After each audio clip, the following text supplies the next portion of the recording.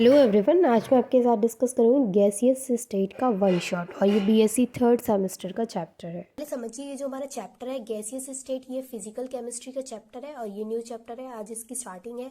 तो देखिए, सबसे पहले आपको समझना पड़ेगा गैस क्या होती है, और गैस को समझने से पहले आपको समझना पड़ेगा कि मैटर क्या होती है।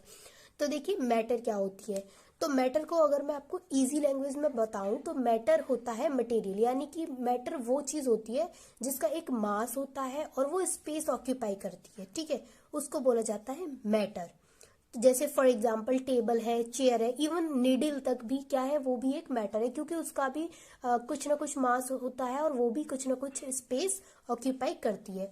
तो देखिए, मैटर क्या होता है, तो मैटर को बोलें तो हम मटेरियल, जैसे कि कोई भी सामान पड़ा होता है तो हम उसके लिए यूज करते हैं मटेरियल वर्ड। तो साइंस स्टूडेंट के लिए एक पर्टिकुलर वर्ड बना दिया गया है मैटर, तो मटेरियल को ही मैटर बोला जाता है। यहाँ पर मैंने ये मेंशन कर रखा है कि anything that occupy space and possesses mass. तो मैटर क्या है, वो जो कुछ भी हो वो, लेकिन उसका कोई मास हो, वो स्पेस ऑक्यूपाई कर रही हो, उसको क्या बोलते हैं, उसको बोलते हैं मैटर। ठीक है, और इसके लिए एग्जांपल में आप कुछ भी ले सकते हैं, टेबल है, चेयर है, पेन है, बैग है, कुछ भी जो भी स्पेस ऑक्यूपाई कर रही है वो सभी मैटर है। तो मैटर के 3 स्टेट्स होते हैं, solid, liquid and gas. Matter के कितने स्टेट्स होते हैं, 3, सॉलिड, लिक्विड एंड गैस। तो सॉलिड और लिक्विड के बारे में तो हम इस वीडियो में डिस्कस नहीं करेंगे, क्योंकि हमारे चैप्टर का ही नाम है गैसियस स्टेट, तो हम सिर्फ इसमें गैसेस के बारे में डिस्कस करेंगे। तो सबसे पहले, ये चैप्टर का नाम गैसियस स्टेट है, तो आपको थोड़ा सा बेसिक भी पता होना चाहिए इस चैप्टर के नेम से रिलेटेड। तो देखिए, आज हम इस वीडियो में बेसिक्स इंट्रोडक्शन में थोड़ा बहुत देखेंगे गैसेस के बारे में कि गैसेस क्या होती हैं। तो देखिए, गैसेस में अगर मैं आपको बताऊं तो गैसेस होती क्या है, तो देखिए यहाँ पर गैसेस के अंदर जो गैस होती है उसके अंदर जो पार्टिकल्स होते हैं वो बहुत ज्यादा दूर दूर अरेंज होते हैं। देखिए, गैसेस के जो पार्टिकल्स होते हैं वो क्या होते हैं, वो बहुत ज्यादा दूर दूर अरेंज होते हैं। इसलिए गैसेस का ना तो कोई डेफिनेट शेप होती है और ना ही कोई डेफिनेट वॉल्यूम होता है। यानी कि अगर आप गैस को एक कमरे में खुला छोड़ देते तो वो पूरे कमरे में फैल जाएगी, अगर एक बड़े से घर में खुला छोड़ देते तो वो पूरे घर में हो जाएगी। यानी कि उसकी कोई डेफिनेट शेप नहीं है, कोई डेफिनेट वॉल्यूम नहीं है, आप उसको जहां भी खुला छोड़ दोगे वो पूरे में फैल जाएगी। ठीक है, तो यहाँ पर फर्स्ट पॉइंट दे रखा है, ये neither have a definite shape nor have a definite volume. यानी कि जो गैसेस होती हैं उनका ना तो कोई डेफिनेट शेप होता है और ना ही कोई डेफिनेट वॉल्यूम होता है। और गैसेस के पार्टिकल्स क्या होते हैं, गैसेस के पार्टिकल्स बहुत ज्यादा दूर दूर अरेंज होते हैं। ठीक है, सेकेंड है यहाँ पर gases have maximum fluidity. It means कि जो गैसेस होती हैं उनका जो बहने का जो नेचर होता है वो बहुत ज़्यादा होता है। तो जैसे कि मैंने अभी आपको एग्जांपल दिया कि गैस को अगर आप किसी कमरे में खुला छोड़ दोगे तो वो पूरे कमरे में फैल जाएगी। मतलब पूरे कमरे में फैलने का मतलब क्या है कि उसका जो नेचर है वो बहने का नेचर है, फ्लोइंग नेचर है उसका, तो वो पूरे कमरे में क्या हो जाएगी, पूरे कमरे में फैल जाएगी। और गैसेस क्या होती हैं, गैसेस आर हाईली कंप्रेसिबल। जो गैसेस होती हैं वो हाईली कंप्रेसिबल होती हैं, उनकी कोई डेफिनेट शेप नहीं होती है, कोई डेफिनेट वॉल्यूम नहीं होता है। ठीक है, और गैसेस के जो पार्टिकल्स होते हैं वो बहुत ज्यादा दूर दूर अरेंज होते हैं। तो ये था हमारा कुछ बेसिक इंट्रोडक्शन गैसियस स्टेट के बारे में, और नेक्स्ट वीडियो में हम चैप्टर के टॉपिक को डिस्कस करेंगे। तो इस वीडियो में मैंने आपको सिर्फ बेसिक चीजें बताई हैं गैस के बारे में कि गैसेस क्या होती हैं और मैटर क्या होती है। मैटर के 3 स्टेट होते हैं, सॉलिड, लिक्विड, गैस। और गैस क्या होता है वो मैंने आपको बता दिया। तो गैस आपको क्या क्या याद रखना है, आपको याद रखना है सिर्फ इतना कि मैटर क्या होती है, तो वो कोई भी चीज अगर वो जगह घेर रही है और उसका कोई मास है तो वो मैटर है। ठीक है, और मैटर के स्टेट्स सॉलिड, लिक्विड, गैस। तो हमें सॉलिड लिक्विड के बारे में तो नहीं पढ़ना है इस चैप्टर में, हमें पढ़ना है गैस के बारे में, तो हमने सिर्फ डिस्कस किया है गैस के बारे में। ठीक है, तो गैसेस में आपको क्या याद रखना है कि जो गैसेस के अंदर जो गैसेस के जो पार्टिकल्स होते हैं वो बहुत ज्यादा दूर दूर अरेंज होते हैं, और गैसेस का ना कोई डेफिनेट वॉल्यूम होता है और ना ही कोई डेफिनेट शेप होती है। आज हम देखेंगे postulate of kinetic theory of gases. तो यहाँ पर फर्स्ट जो पोस्टुलेट है वो कहता है कि gases are made up of tiny particles that is called molecule. यानी कि जो गैसेस होती हैं वो बहुत ज़्यादा छोटे छोटे पार्टिकल से मिलकर के बनी होती हैं, जिनको मॉलिक्यूल बोला जाता है। ठीक है, तो गैस क्या होती है, जो गैसेस होती हैं हमारी वो क्या होती हैं, वो बहुत ज़्यादा छोटे छोटे पार्टिकल से मिलकर के बनी होती हैं, जिनको क्या बोला जाता है, जिनको बोला जाता है मॉलिक्यूल्स। अब देखिए इसका सेकंड पोस्टुलेट क्या कहता है। तो सेकंड पोस्टुलेट है इसका, the molecule of a gas are separated from each other of large distance, so the actual volume of the molecule is negligible as compare to the total volume of the gas. इसका मतलब क्या है, देखिए समझिए, ध्यान से समझिए कि जो मैंने, जैसे कि मैंने आपको बेसिक इंट्रोडक्शन जब बताया था आपको मैंने गैसियस स्टेट का, तो मैंने आपको वहां पर एक चीज बताई थी, मैं आपको यहाँ भी बता देती हूँ कि जो गैसेस होती हैं उसके अंदर जो गैसेस के जो पार्टिकल्स होते हैं वो बहुत ज्यादा दूर दूर होते हैं, बहुत ज्यादा दूर दूर अरेंज होते हैं।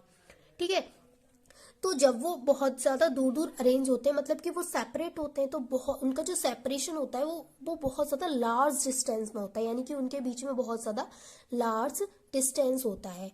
तो उनके बीच में लार्ज डिस्टेंस होने की वजह से जो उसके अंदर जो मॉलिक्यूल होते हैं उनका जो एक्चुअल वॉल्यूम होता है वो नेग्लिजिबल होता है, यानी ना के बराबर होता है।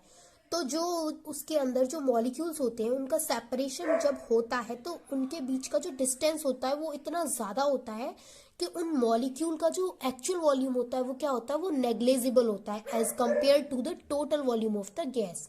यानी कि गैस का जो टोटल वॉल्यूम होता है उसके कंपैरिजन में वो जो सेपरेशन होता है मॉलिक्यूल का उनका जो एक्चुअल वॉल्यूम होता है वो नेग्लिजिबल होता है। किसके कंपैरिजन में, total volume of the gas के कंपैरिजन में ये वाला जो वॉल्यूम होता है मॉलिक्यूल का वो ना के बराबर होता है। ठीक है, अब इसका थर्ड पोस्टुलेट देखते हैं। तो थर्ड पोस्टुलेट है इसका, the distance of separation between the molecules are so large that the force of attraction or repulsion between them are negligible।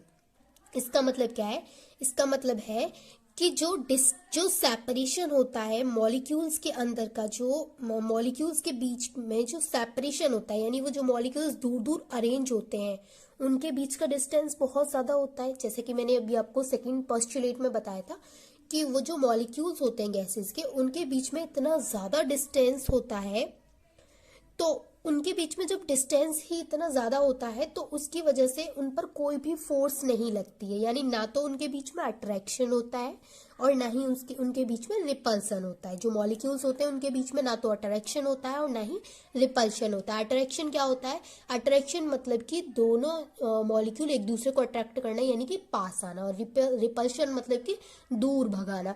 तो उन जो मॉलिक्यूल्स होते हैं उनके बीच में ना तो अट्रैक्शन फोर्स लगती है और ना ही रिपल्शन फोर्स लगती है। क्यों, क्योंकि वो इतने ज्यादा दूर दूर होते हैं कि उनके बीच में कोई भी फोर्स लग ही नहीं पाती है। ठीक है, अब देखिए इसका फोर्थ पोस्टुलेट क्या कहता है।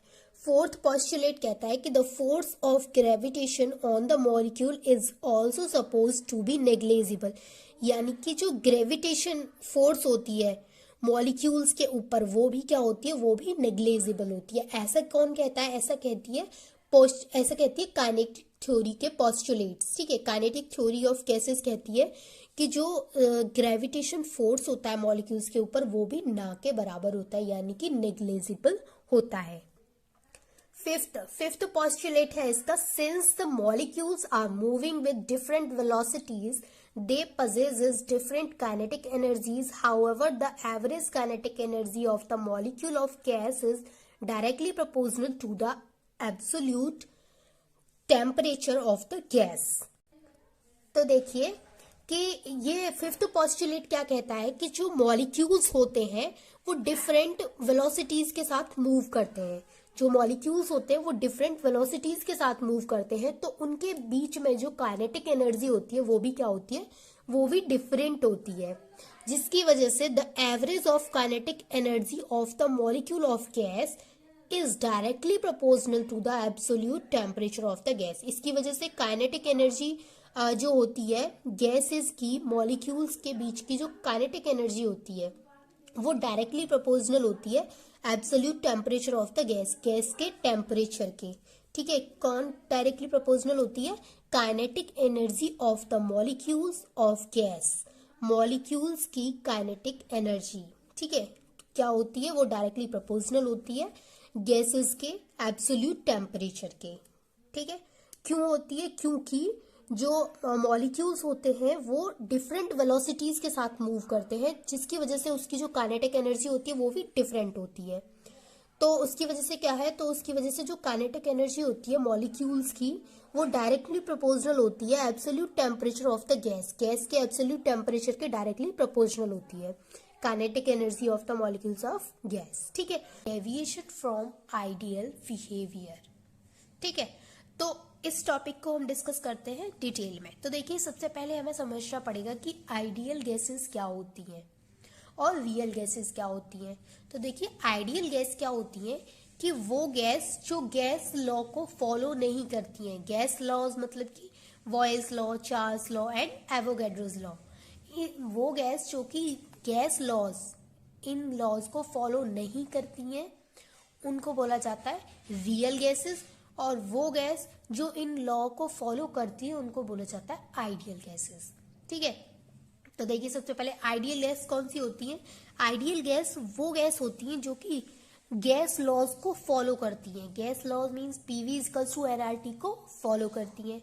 और रियल गैसेस वो गैसेस होती हैं जो कि पीवी इक्वल्स टू एनआरटी यानी कि गैस लॉ को फॉलो नहीं करती है। अब डेफिनेशन देखिए आइडियल गैस की। तो आइडियल गैस की डेफिनेशन है, these are the gases which follow the gas laws, Boyle's law, Charles law and Avogadro's laws. यानी ये वो गैसेस हैं जो कि गैस लॉज को फॉलो करती हैं। कौन कौन से गैस लॉज को? Boils law, Charles law and Avogadro's law. इसको फॉलो करती हैं of any temperature and pressure, किसी भी टेम्परेचर और प्रेशर पर। तो इसको बोला जाता है आइडियल गैसेस। आइडियल गैसेस किसको फॉलो करती हैं? इसको, पीवी इक्वल्स टू एनआरटी को फॉलो करती हैं, तो उनको बोला जाता है आइडियल गैसेस। अब सेकंड देखिए, रियल गैसेस। रियल गैसेस क्या होती है? The gas which does not obey the gas law are known as real gases. All gases are real gases. इसका मतलब है कि वो गैस जो कि गैस लॉ को फॉलो नहीं करती हैं, यानी कि पीवी इक्वल्स टू एनआरटी को फॉलो नहीं करती हैं, उन गैसेस को बोला जाता है रियल गैसेस। और सभी गैसेस रियल गैसेस ही हैं। मतलब कि आइडियल गैस कोई भी नहीं है, कोई भी ऐसी गैस नहीं है जो कि गैस लॉ को किसी भी टेम्परेचर या फिर प्रेशर पर फॉलो करे। तो सभी गैसेस क्या है? सभी गैसेस रियल गैसेस है। आइडियल गैसेस कोई भी नहीं है, सभी गैसेस क्या है? रियल गैसेस है। अब रियल गैसेस होती कौन सी है? तो रियल गैसेस वो होती हैं जो कि गैस लॉ को फॉलो नहीं करती हैं। अब देखिए यहाँ पर डेविएशन फ्रॉम बॉयल्स लॉ, यानी बॉयल्स लॉ से किस तरीके से डेविएट होती हैं। तो यहाँ पर देखिए, ये ग्राफ है।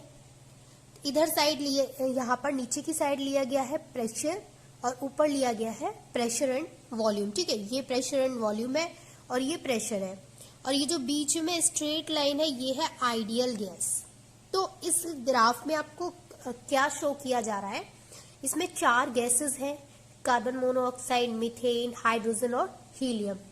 तो इन गैसेस को दिखाया जा रहा है कि ये किस तरीके से आइडियल गैस से और कितना डेविएट और किस तरीके से डेविएट हो रही है। ठीक है, कौन सी गैस कितना डेविएशन शो कर रही है, बॉयल्स लॉ के द्वारा ये शो किया जा रहा है। ठीक है, यहाँ पर दे रखा है deviation from Boyle's law. Boyle's law से किस तरीके से डेविएशन शो कर रही है ये चारों गैसेस।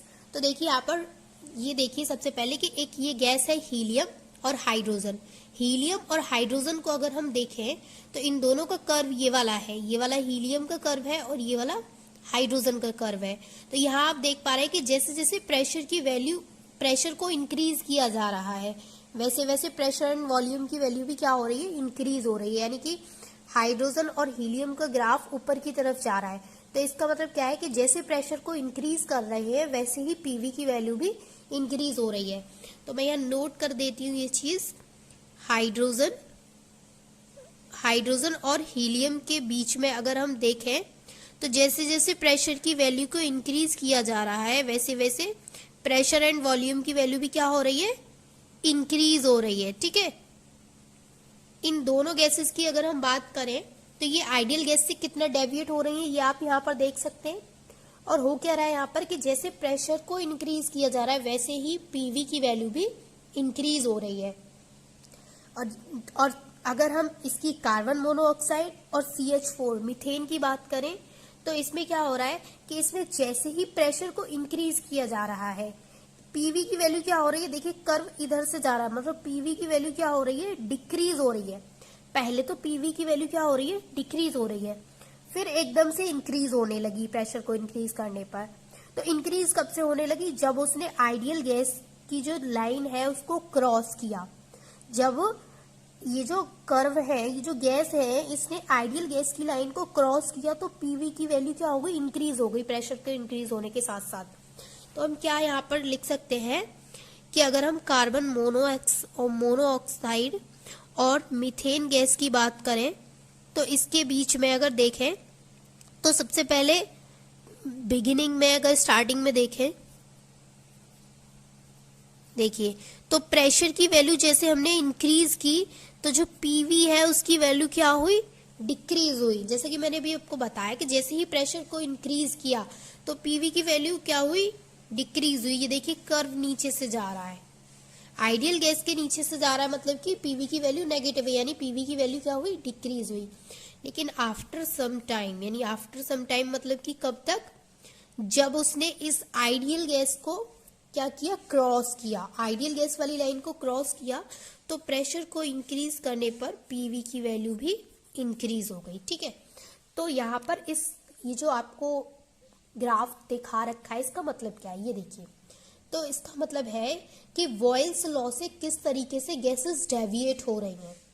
ठीक है, आप देखिए जैसे कि इसमें ग्राफ में शो कर रखा है कि आइडियल गैस ये है और ये 4 गैसेस हैं और ये चारों गैसेस क्या हो रही है, आइडियल गैस से कितना डेविएट हो रही हैं। ये यहाँ पर आइडियल है, ठीक है, तो यहाँ पर शो कर रखा है कि ये आइडियल गैस से कितना डेविएट हो रही है। तो वो आप इस ग्राफ की ये कर्व जो बने हुए हैं इनकी हेल्प से देख सकते हैं कि कितना डेविएट हो रही है और कौन सी गैस प्रेशर बढ़ाने पर इंक्रीज हो रही है और कौन सी गैस प्रेशर को बढ़ाने पर पीवी की वैल्यू उसकी डिक्रीज हो रही है। ठीक है, यहाँ पर दे रखा है कि जैसे अगर हीलियम और हाइड्रोजन की बात करें तो प्रेशर को इंक्रीज करने पर पीवी की वैल्यू भी इंक्रीज हो रही है, लेकिन अगर हम वही कार्बन मोनोऑक्साइड और मीथेन की बात करें तो प्रेशर को इंक्रीज करने पर पीवी की वैल्यू बिगिनिंग में तो डिक्रीज हो रही है। कब तक डिक्रीज हो रही है, जब तक वो आइडियल गैस की लाइन को क्रॉस नहीं कर लेती। और जैसे ही वो इस आइडियल गैस वाली लाइन को क्रॉस कर लेती है तो पीवी की वैल्यू क्या होने लगती है, इंक्रीज होने लगती है। ठीक है, पीवी की वैल्यू अब क्या होने लगी, अब यहाँ से पीवी की वैल्यू इंक्रीज होने लगी है प्रेशर को भी इंक्रीज करने पर। ठीक है, तो क्लियर हो गया आपको। ये जो ग्राफ है ये है डेविएशन फ्रॉम वॉयल्स लॉ, यानी कि वॉयल्स लॉ से किस तरीके से डेविएट हो रही है गैस उसका है। ठीक है, और अभी हमने ये भी समझ लिया कि आइडियल गैसेस क्या होती हैं, रियल गैसेस क्या होती हैं। तो आई होप कि आपको डेविएशन फ्रॉम आइडियल बिहेवियर अच्छे से क्लियर हो गया होगा। Van der Waals equation of a state क्या होती है, तो इससे पहले आपको समझना पड़ेगा थोड़ा सा रियल गैसेस और आइडियल गैसेस के बारे में। हालांकि मैं पहले डिस्कस कर चुकी हूँ डिटेल में, लेकिन फिर भी मैं आपको बता देती हूँ क्योंकि आपको रियल गैसेस और आइडियल गैसेस दोनों के बीच का डिफरेंस पता चल जाएगा। तो ये जो टॉपिक है van der Waals equation of a state आपको अच्छे से क्लियर हो जाएगा। तो देखिए, रियल गैसेस वो गैसेस होती हैं जो कि गैस लॉ को फॉलो नहीं करती हैं। गैस लॉ यानी कि PV equals to NRT. Ideal gases वो गैसेस होती हैं जो कि gas law PV equals to NRT को फॉलो करती हैं। ठीक है, तो देखिए मैंने क्या बताया अभी कि आइडियल गैसेस वो गैसेस होती हैं जो कि गैस लॉ को फॉलो करती हैं, पीवी इजकल्स टू एनआरटी को फॉलो करती हैं। वहीं दूसरी जगह अगर हम रियल गैसेस की बात करें तो ये गैसेस वो गैसेस होती हैं जो कि gas law PV equals to NRT को फॉलो नहीं करती हैं। तो वैन डर वाल जो थे उन्होंने जो इक्वेशन दी, ये इक्वेशन क्यों दी, उन्होंने ये इक्वेशन दी कि जो गैस लॉ है उन्होंने गैस लॉ में कुछ मॉडिफिकेशन किए ताकि जो गैस लॉ को रियल गैसेस हैं वो फॉलो नहीं कर रही हैं, तो वो गैस लॉ में उन्होंने कुछ ऐसे कुछ मॉडिफिकेशन किए जिसके बाद रियल गैसेस पर भी उस लॉ को अप्लाई किया जा सके। ठीक है, आप समझ रहे हैं ना मैं क्या कहने की कोशिश कर रही हूँ। देखिए, आइडियल गैसेस जो होती हैं वो तो गैस लॉ को फॉलो करती हैं, यानी कि इस लॉ को पीवी इजकल्स टू एनआरटी को आइडियल गैसेस फॉलो करती हैं, लेकिन रियल गैसेस इसको फॉलो नहीं करती हैं। तो जो वैन डर वाल थे उन्होंने इस लॉ में कुछ ऐसे चेंजेस किए, कुछ ऐसे करेक्शन किए ताकि ये लॉ जो हमारी रियल गैसेस होती हैं उन पर भी अप्लाई किया जा सके। ठीक है, तो ये जो van der Waals equation of state है ये क्यों आया, इतना क्लियर हुआ क्यों आया? ये इसलिए आया ताकि ये इस लॉ में ये जो दे रखा है गैस लॉ, इसमें करेक्शन करके इस लॉ को रियल गैसेस पर भी अप्लाई किया जा सके। ठीक है, तो देखिए हुआ क्या इसमें।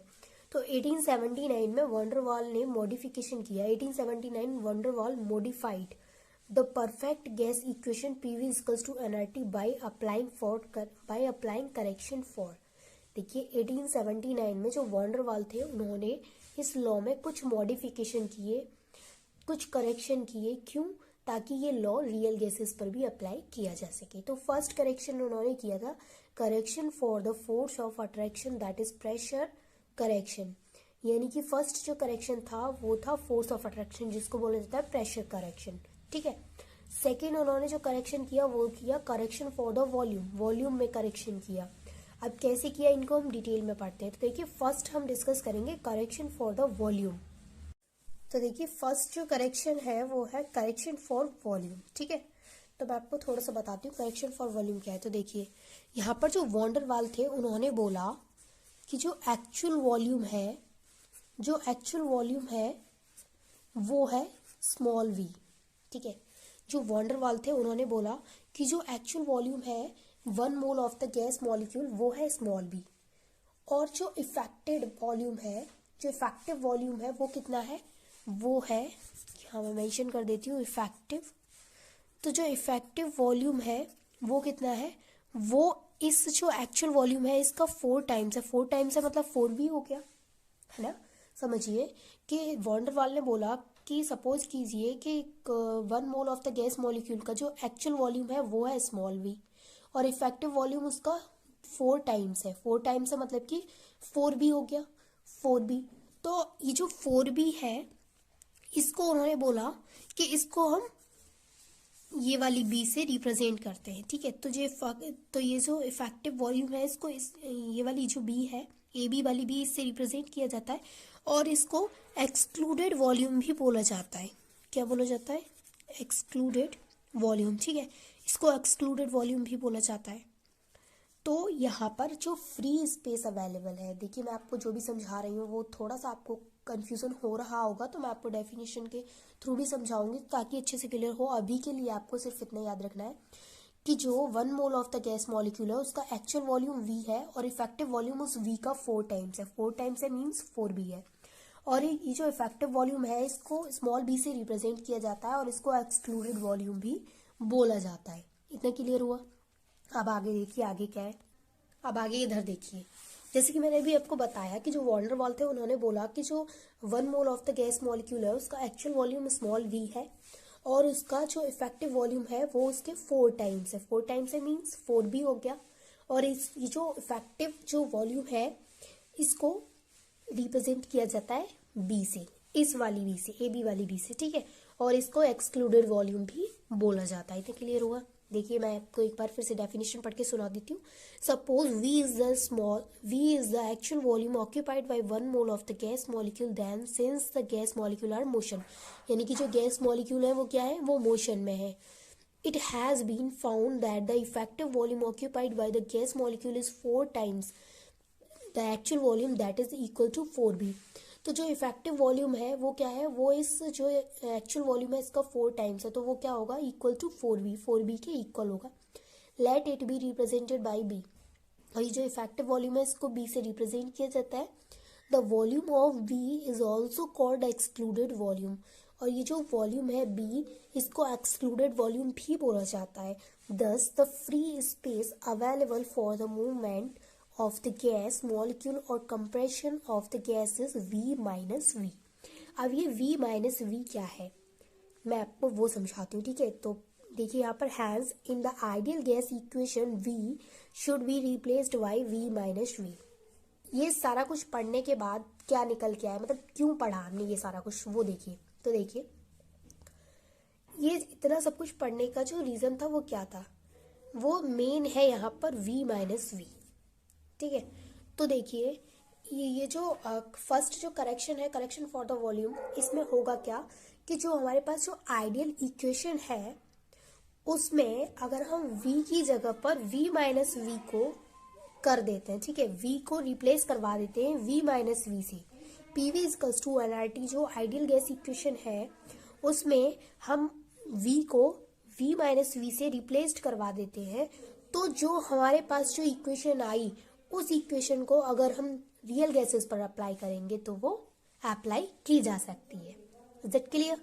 देखिए फर्स्ट करेक्शन क्या है, फर्स्ट करेक्शन है कि फर्स्ट करेक्शन में सारा कुछ पढ़ने के बाद निकल के आया कि जो फ्री स्पेस अवेलेबल है for the movement of the gas molecule for compression of the gas, gas के कंप्रेशन के लिए और गैस के जो मॉलिक्यूल्स हैं उसके मूवमेंट के लिए जो फ्री स्पेस अवेलेबल है वो कितनी है, v माइनस वी। तो अगर हम आइडियल गैस इक्वेशन में इस v को रिप्लेस्ड करवा देते हैं इस v माइनस वी से, तो जो इक्वेशन हमारे पास आई उस इक्वेशन को रियल गैसेस पर भी अप्लाई किया जा सकता है। Is it clear? अब आप सोच रहे होंगे कि ये कैसे v माइनस वी आ गया और किस तरीके से अप्लाई किया जा सकता है, तो हम इसको मैथमेटिकल भी करके देखते हैं ताकि आपको अच्छे से क्लियर हो जाए। ठीक है, तो जो मैंने अभी आपको मैं डायग्राम की हेल्प से समझाऊंगी तो आपको अच्छे से क्लियर हो जाएगा। अब यहाँ से आपको इतना क्लियर करना है, सिर्फ इतना सब कुछ पढ़ने के बाद आपको याद कितना रखना है वो समझ के देखिए। फर्स्ट कि जो वॉन डेर वाल थे उन्होंने बोला कि जो गैस का जो मॉलिक्यूल है 1 mole of the gas molecule, उसका जो एक्चुअल वॉल्यूम है वो है स्मॉल v, ठीक है, और इफेक्टिव वॉल्यूम उस एक्चुअल वॉल्यूम के 4 टाइम्स है, तो इफेक्टिव वॉल्यूम कितना हुआ 4v, और उस इफेक्टिव वॉल्यूम को b से रिप्रेजेंट किया जाता है, ए बी वाली v से, ठीक। तो उस जो इफेक्टिव वॉल्यूम है उसको v से रिप्रेजेंट किया जाता है और इफेक्टिव वॉल्यूम को एक्सक्लूडेड वॉल्यूम भी बोला जाता है। ठीक है, यहाँ तक क्लियर हो गया। इसके बाद इसने बोला है कि दस the free space available for the movement of the gas molecule, यानी कि जो गैस मॉलिक्यूल है उनके मूवमेंट के लिए जो फ्री जो स्पेस अवेलेबल है, उनके जो कंप्रेशन के लिए जो फ्री स्पेस अवेलेबल है वो है v माइनस वी, ठीक है, that is v minus V. तो अगर इस v माइनस वी को हम आइडियल इक्वेशन में रख देते हैं, यानी उसमें से उस v को हटा करके उसकी जगह पे रख देते हैं v माइनस वी, तो वो जो इक्वेशन हमारे पास आती है उसको रियल गैसेस पर भी अप्लाई किया जा सकता है। अब देखिए यहाँ पर थोड़ा मैथमेटिकली देख लीजिए तो अच्छे से क्लियर हो जाएगा। देखिए तो एक डायग्राम है, देखिए यहाँ पर if r is the radius of the molecule which is half of its molecular diameter. देखिए यहाँ पर ये कह रहा है कि जो मॉलिक्यूल है, यहाँ पर पेयर ऑफ मॉलिक्यूल, 2 मॉलिक्यूल है, ठीक है, ये वाला और ये वाला, तो इसकी जो रेडियस है वो क्या है, मैंने यहाँ पर मेंशन कर रखी है स्मॉल r। तो इसकी जो रेडियस है वो क्या है, वो स्मॉल r है, and sphere of radius is 2r, और ये जो स्फीयर है इसकी जो रेडियस है वो क्या है, वो है 2r, ठीक है। तो यहाँ पर जो 2 मॉलिक्यूल देखे उनकी जो रेडियस है वो है स्मॉल r, और अगर स्फीयर की रेडियस की बात करें इसकी, तो इसकी जो रेडियस है वो है 2r।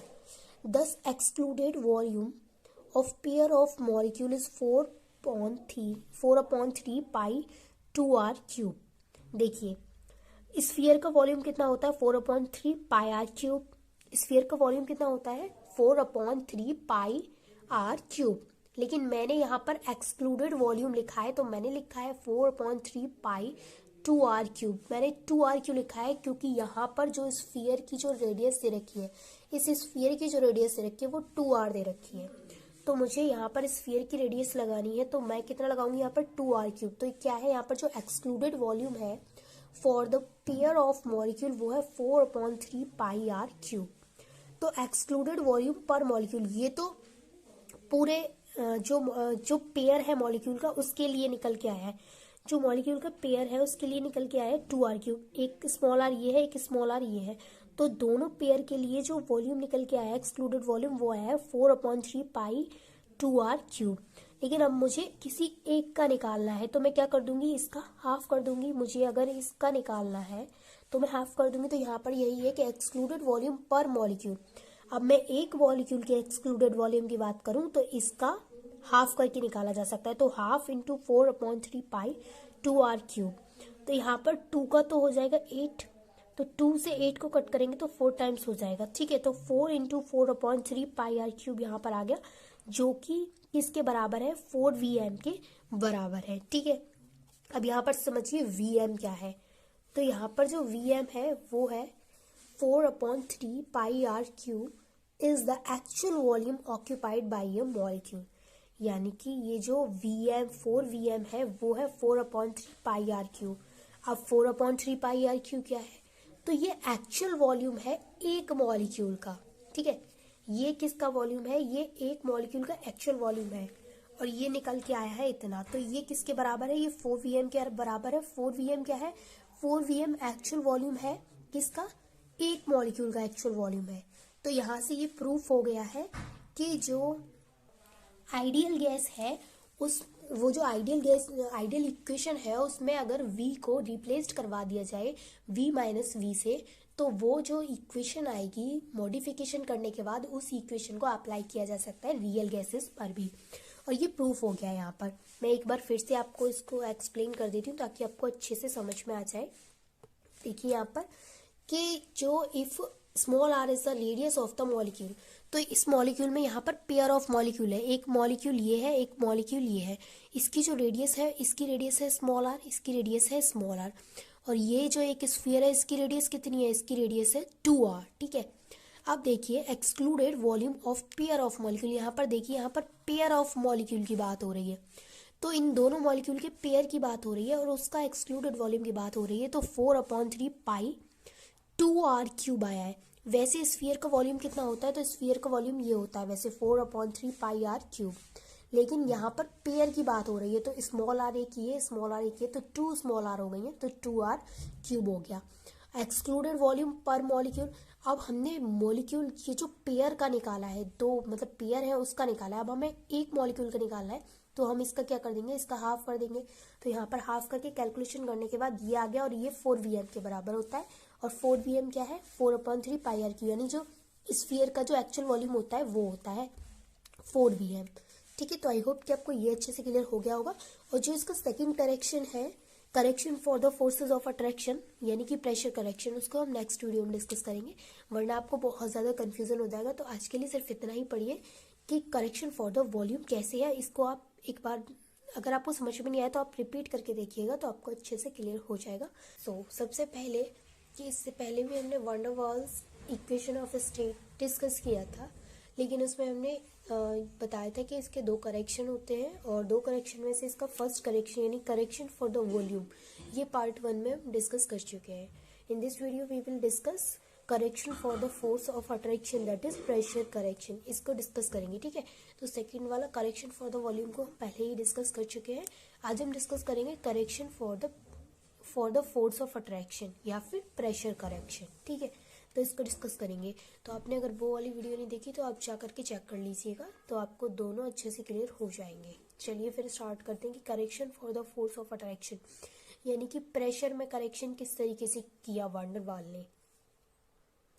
तो मैं सबसे पहले आपको थोड़ा सा बेसिक बता देती हूँ। बेसिक क्या कि ये इक्वेशन क्यों आई, क्योंकि देखिए जो आइडियल गैसेस होती हैं वो गैस लॉ को फॉलो नहीं करती हैं, मैं गैस लॉ को फॉलो करती हैं, ये बात मैं आपको पहले बता चुकी हूँ। और जो रियल गैसेस होती हैं वो गैस लॉ को फॉलो नहीं करती हैं।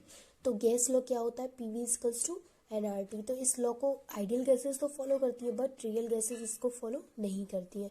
दैट्स वाई जो वंडर वाल्स आए उन्होंने ये जो गैस लॉ है PV = nRT, इसमें कुछ करेक्शन किए, कुछ मॉडिफिकेशन किए, ताकि ये जो लॉ है ये रियल गैसेस पर भी अप्लाई किया जा सके, ठीक है।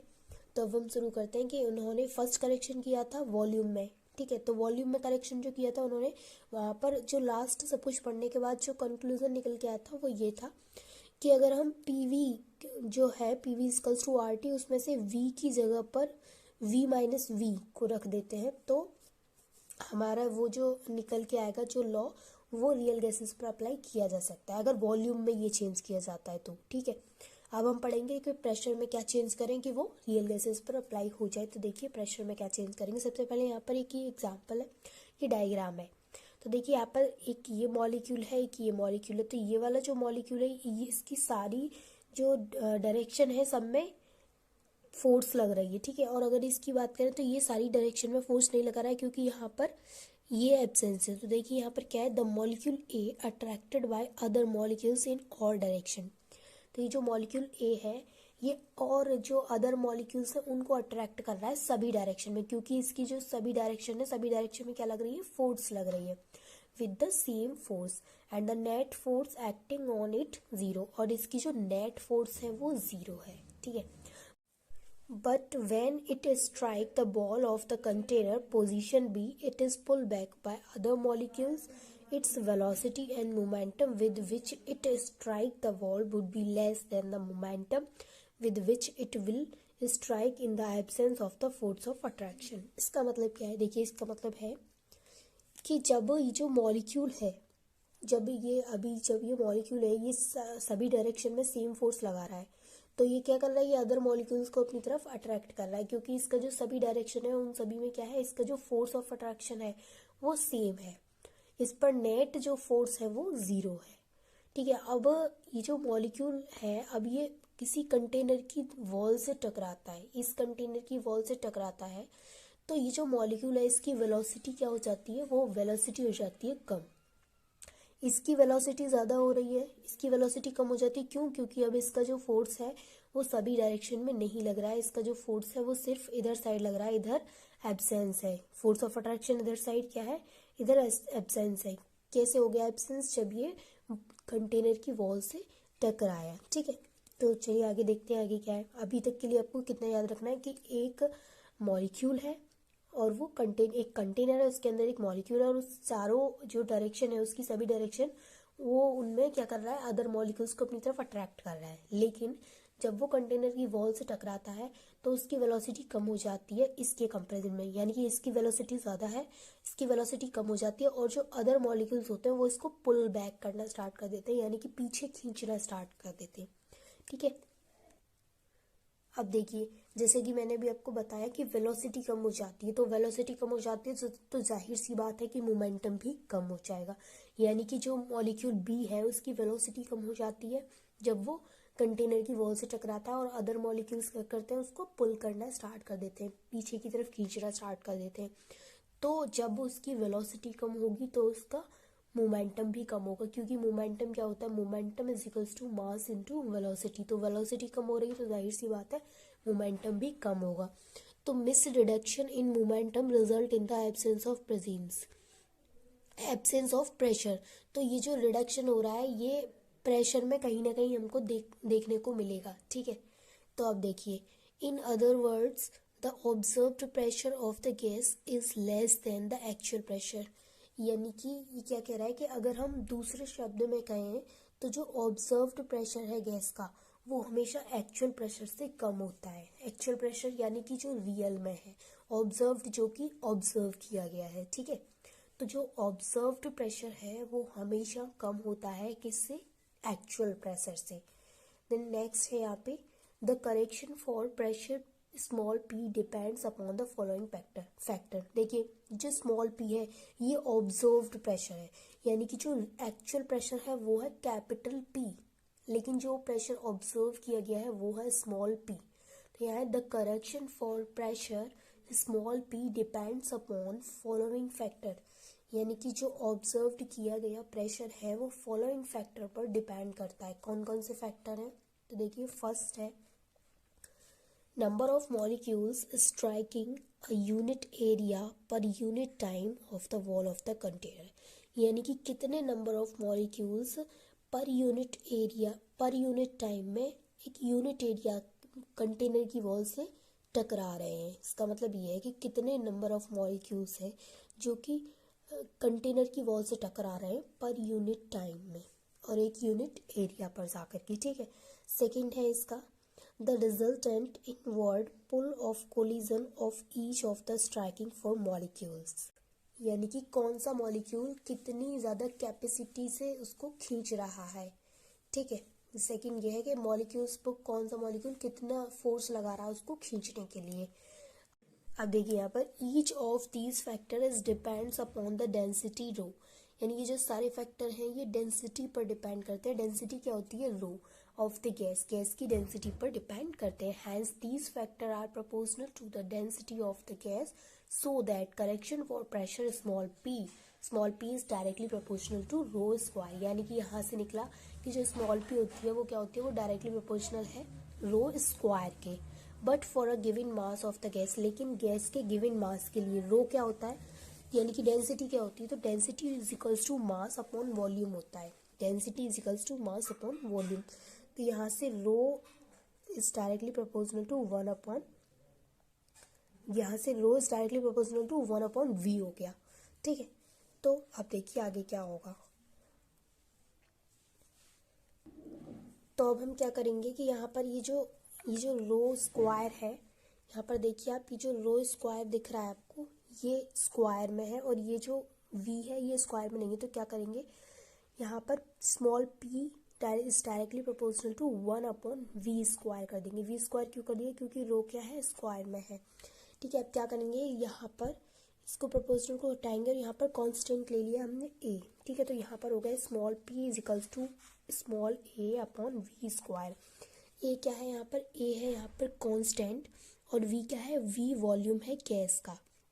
ठीक है, therefore corrected pressure is capital P plus small p is equals to P plus a upon V square. यानी कि P में क्या करेक्शन किया गया है, P प्लस P में करेक्शन किया गया है P plus a upon V square. तो यहीं से हमारा प्रूफ होता है जो हम प्रूफ कर रहे थे, क्या, वॉन डर वॉल इक्वेशन ऑफ स्टेट। तो क्या है ये, thus the van der Waals equation of the state for real gas is P plus A upon V square, V minus V is equals to RT। तो यहाँ से आपको क्या देखने को मिल रहा है, देखिए जब हमने जो गैस लॉ था, जो इक्वेशन थी हमारी, वो क्या थी, P V equals to RT। ठीक है, वो थी हमारी आइडियल गैसेस के लिए। लेकिन अब हम रियल गैसेस पर अप्लाई करेंगे, तो हम क्या अप्लाई करेंगे, P plus A upon V square, V minus V equals to RT। यानी कि प्रेशर में क्या चेंजिंग आई है, तो प्रेशर में आई है, प्रेशर में हमने क्या एक और चीज़ अटैच कर दी है, तो वो है A अपॉन वी स्क्वायर। और वॉल्यूम में, वॉल्यूम की जगह पर V माइनस वी। तो ये प्रेशर वॉल्यूम में ये वाली चेंजिंग और प्रेशर में ये वाली चेंजिंग किया। और अभी ये जो इक्वेशन आई है, इस इक्वेशन को हम अप्लाई कर सकते हैं रियल गैसेस पर भी। तो आई होप कि आपको ये अच्छे से क्लियर हो गया होगा। इसको समझने के लिए हमें सबसे पहले देखना पड़ेगा एक ग्राफ। तो हम देखेंगे ग्राफ और उसके बाद समझते हैं कि PV isotherms of real gases होता क्या है। तो सबसे पहले समझ लीजिए कि जो PV isotherms of real gases है, ये फर्स्टली डिस्कवर किया था टी एंड्रयू ने। 1869 में उन्होंने ये डिस्कवर किया था और उन्होंने यहाँ पर बताया था क्रिटिकल टेम्परेचर के बारे में। तो उन्होंने बताया था कि किसी भी गैस का क्रिटिकल टेम्परेचर क्या होता है, इसके बारे में बताया था। तो देखिए क्या बताया था उन्होंने, कि जो किसी भी गैस का जो सर्टेन टेम्परेचर होता है उसको ही क्रिटिकल टेम्परेचर बोला जाता है। ठीक है, किसी भी गैस का जो सर्टेन टेम्परेचर होता है उसको ही क्रिटिकल टेम्परेचर बोला जाता है। तो उन्होंने यहाँ पर लिया था कार्बन डाइऑक्साइड को और उन्होंने कार्बन डाइऑक्साइड का जो ग्राफ है उसको प्लॉट किया था प्रेशर एंड वॉल्यूम के बीच में। तो प्रेशर एंड वॉल्यूम के बीच में यहाँ पर जो ग्राफ प्लॉट किया गया है, तो प्रेशर एंड वॉल्यूम के बीच में जो ग्राफ है, इस वजह से उसको आइसोथर्म्स बोला जा रहा है। ठीक है, तो यहाँ पर इस चीज़ का मतलब क्लियर हो गया कि आइसोथर्म्स मतलब क्या है। आइसोथर्म्स मीनिंग कि प्रेशर एंड वॉल्यूम के बीच में ग्राफ है कार्बन डाइऑक्साइड का। ठीक है, और यहाँ पर समझिए आपको थोड़ा सा रियल गैस के बारे में भी समझ लीजिए। तो रियल गैसेस क्या होती हैं, तो वो गैसेस जो gas law PV equals to NRT को फॉलो नहीं करती हैं, उन गैसेस को बोला जाता है रियल गैसेस। और अगर इसके अपोजिट की बात करें तो वो गैसेस जो गैस लॉ को फॉलो करती हैं उनको बोला जाता है ideal gases. But all the gases are real gases. लेकिन सभी गैसेस क्या है, रियल गैसेस है, क्योंकि सभी गैसेस जो है वो गैस लॉ को फॉलो नहीं करती किसी भी टेम्परेचर पर। ठीक है, तो अब यहाँ पर आप देखिए ये ग्राफ है आइसोथर्म्स ऑफ कार्बन डाइऑक्साइड। यानी कार्बन डाइऑक्साइड का ये ग्राफ है जो कि प्रेशर एंड वॉल्यूम के बीच में है, इसलिए इसके लिए वर्ड यूज किया जा रहा है आइसोथर्म्स। तो देखिए जैसे जैसे हमने यहाँ पर प्रेशर को इंक्रीज किया है ए और बी के बीच में, तो हमारा जो वॉल्यूम है वो क्या हुआ है, वो डिक्रीज हुआ है ना। तो यहाँ पर एक पॉइंट आपको नोट करना है, ए बी के बीच में जब प्रेशर को इंक्रीज कर रहे हैं तो वॉल्यूम डिक्रीज हो रहा है। फिर बी से अगर सी के बीच में देखा जाए तो यहाँ पर वॉल्यूम क्या है, यहाँ पर कांस्टेंट है, इधर वॉल्यूम क्या है, कांस्टेंट। तो यहाँ पर देखिए कि यहाँ पर जो टेम्परेचर लिया गया है वो है 13.1 डिग्री सेल्सियस, ये टेम्परेचर है यहाँ पर। तो इस टेम्परेचर पर जो कार्बन डाइऑक्साइड है, यहाँ पर देखिए ये जो आपको ब्लैक ब्लैक लाइन से ये जो दिख रहा है, इसके बीच में गैसेस, जो गैस है कार्बन डाइऑक्साइड वो लिक्विड और वेपर दोनों फेज में है, यानी इसके बीच में लिक्विड और गैस दोनों है। तो बी से सी के बीच में यानी 13.1 डिग्री सेल्सियस टेम्परेचर पर जो कार्बन डाइऑक्साइड है वो गैस और लिक्विड दोनों फेज में प्रेजेंट है।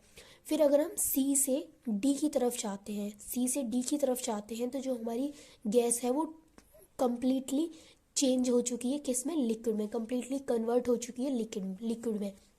तो यहाँ से क्या देखा आपने कि 13.1 डिग्री सेल्सियस टेम्परेचर पर बी और सी के बीच में अगर ग्राफ देखें तो जो गैस है वो लिक्विड और वेपर दोनों फॉर्म में है। लेकिन अगर सी और डी के बीच में देखें तो यहाँ पर गैस कम्प्लीटली कन्वर्ट हो चुकी है लिक्विड में। वहीं दूसरा अगर हम ग्राफ देखें ई और एफ के बीच में, तो ई और एफ के बीच में समझने से पहले ये और समझ लीजिए कि आपको नोट कैसे करना है कि ए और बी के बीच में अगर हम बात करें इसकी गैस की, तो ए और बी के बीच में तो कोई चेंजिंग नहीं आई है, वॉल्यूम कम हुआ है प्रेशर को इंक्रीज करने के साथ। लेकिन बीसी पॉइंट पर अगर देखें तो बीसी पॉइंट पर गैस जो है वो लिक्विड और वेपर्स दोनों फेज में प्रेजेंट है, और सीडी पॉइंट पर जो गैस है वो सिर्फ लिक्विड फेज में प्रेजेंट है। और ए बी पर तो कोई चेंजिंग आई ही नहीं है, जो गैस है वो गैस में ही है, यानी CO2 ही है। ए बी पॉइंट पर कार्बन डाइऑक्साइड ही है। बी सी पॉइंट पर कार्बन डाइऑक्साइड वेपर्स और लिक्विड दोनों फेज में है, और सी डी के बीच में जो कार्बन डाइऑक्साइड है वो सिर्फ और सिर्फ लिक्विड में है। ठीक है, लिक्विड बन चुकी है यहाँ पर। अब अगर हम ई एफ जी के बीच के ग्राफ की बात करें, इस कर्व की बात करें, तो देखिए यहाँ पर क्या हुआ है कि यहाँ पर भी सिमिलर बिहेवियर शो कर रही है, लेकिन टेम्परेचर अलग है, यानी टेम्परेचर 21.5 डिग्री सेल्सियस है। बाकी जो बिहेवियर है वो सेम है, सिर्फ टेम्परेचर यहाँ पर इंक्रीज कर दिया गया है। बाकी यहाँ पर 13.1 था, यहाँ पर 21.5 है। बिहेवियर सेम कर रही है कि यहाँ पर ई और एफ के बीच में कार्बन डाइऑक्साइड CO2 ही है, एफ और जी के बीच में लिक्विड और वेपर्स दोनों फेज में है, और आगे सिर्फ लिक्विड में है। अब हम थर्ड इसकी बात करें तो ये देखिए यहाँ पर ये जो कर्व है जिसका टेम्परेचर 31.5 डिग्री सेल्सियस है।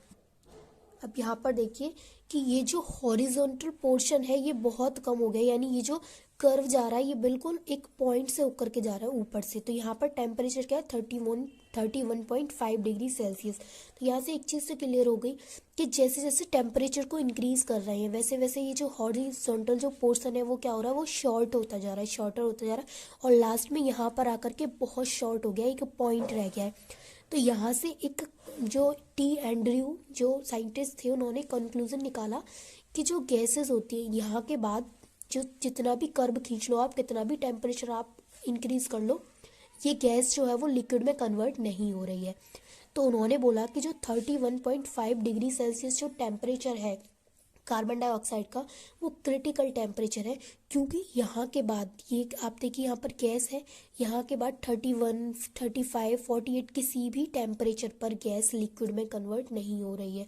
यानी कि यहाँ से हम कह सकते हैं कि 31.5 टेम्परेचर से अगर ऊपर का टेम्परेचर, हम टेम्परेचर को जैसे जैसे इंक्रीज करते हैं तो जो गैस है वो लिक्विड में कन्वर्ट होना बंद कर देती है। तो गैस लिक्विड में कन्वर्ट सिर्फ इन टेम्परेचर पर हो सकती है, इसके बाद गैस लिक्विड में कन्वर्ट होना बंद कर देती है।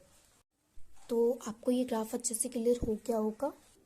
अब देखिए यहाँ पर नोट करना है आपको, T Andrews concluded that if the temperature of CO2 is above 31.1 degree Celsius it can not be liquefied. यानी कि यहाँ से जो टी एंड्रयूज थे उन्होंने कंक्लूजन निकाला कि अगर टेम्परेचर को हम 31 से ऊपर इंक्रीज करते हैं तो जो हमारी गैस है कार्बन डाइऑक्साइड है वो लिक्विड में कन्वर्ट होना बंद कर देती है, और कार्बन डाइऑक्साइड का जो क्रिटिकल टेम्परेचर है वो भी 31.1 डिग्री सेल्सियस है। और ये जो टेम्परेचर यहाँ पर ये 31.1 है, 31.5 नहीं है, 31.1 डिग्री सेल्सियस है, ठीक है।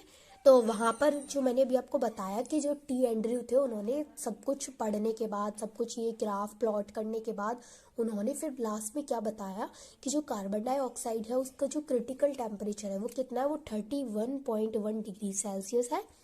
और जो कार्बन डाइऑक्साइड है वो टेम्परेचर को इंक्रीज़ करने पर ज़्यादा से मतलब ज़्यादा जब उसको इंक्रीज़ करना स्टार्ट कर देते हैं तो वो गैस जो है वो लिक्विड में कन्वर्ट होना बंद कर देती है। अब मैं आपको एक बार इसके नोट्स दिखा देती हूँ ताकि आप चाहें तो आप स्क्रीनशॉट ले सकते हैं, और वरना आप टेलीग्राम चैनल को ज्वाइन कर सकते हैं, आपको वहाँ पर नोट्स मिल जाएंगे। तो मैं आपको ये नोट्स दिखा रही हूँ, इसके सारे ग्राफ है ये।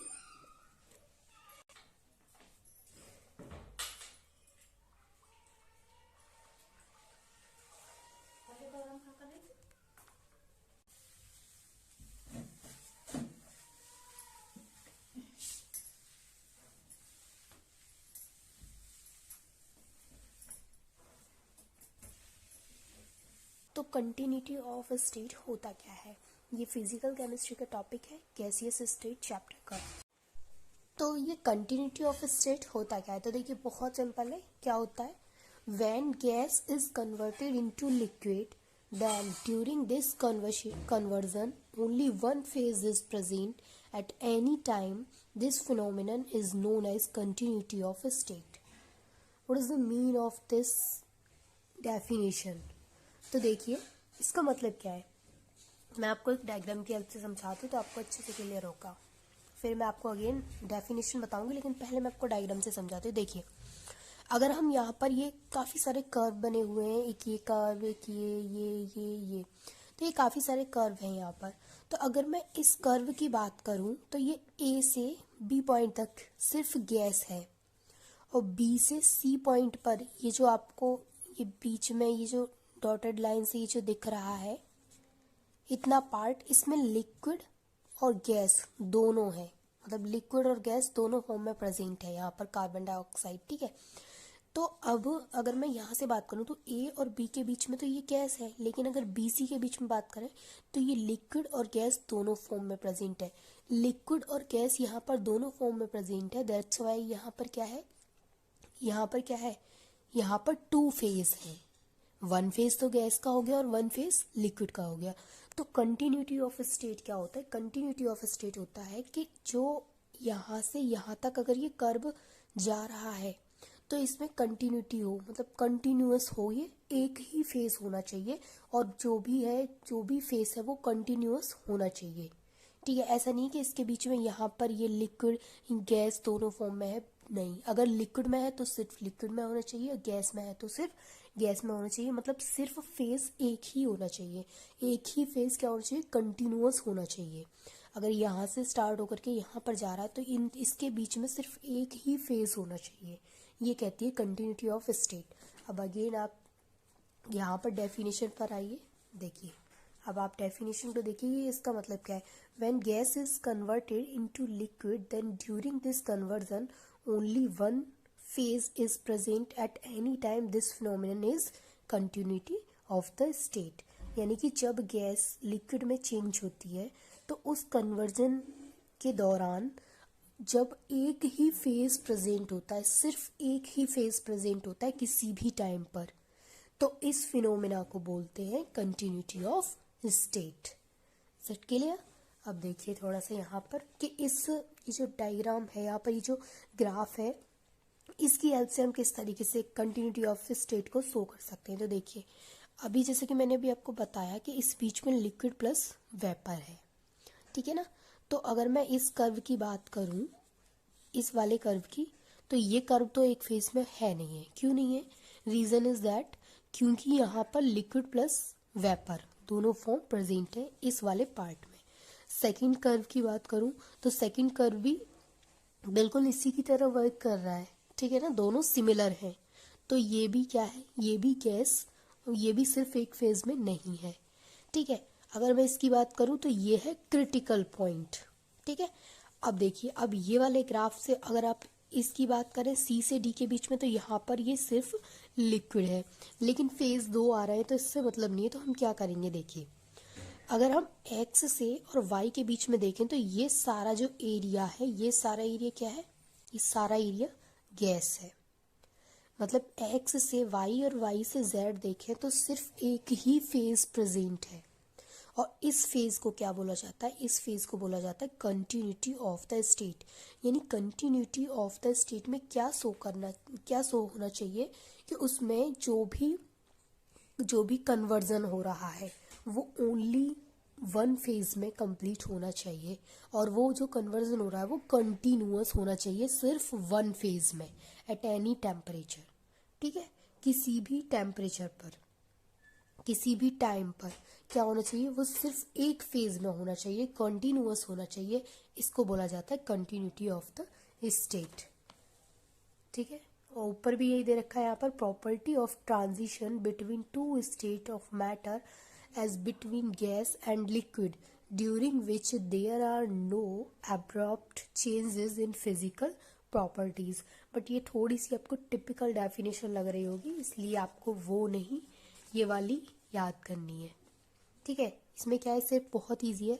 When gas is converted into liquid then during this conversion only one phase is present at any time, this phenomenon is known as continuity of state. So I hope कि आपको ये अच्छे से क्लियर हो गई होगी। Relationship between critical constant and van der Waals constant. तो सबसे पहले हमें इसके बीच का रिलेशनशिप समझने से पहले हमें समझना पड़ेगा कि क्रिटिकल टेम्परेचर, क्रिटिकल प्रेशर और क्रिटिकल वॉल्यूम होता क्या है।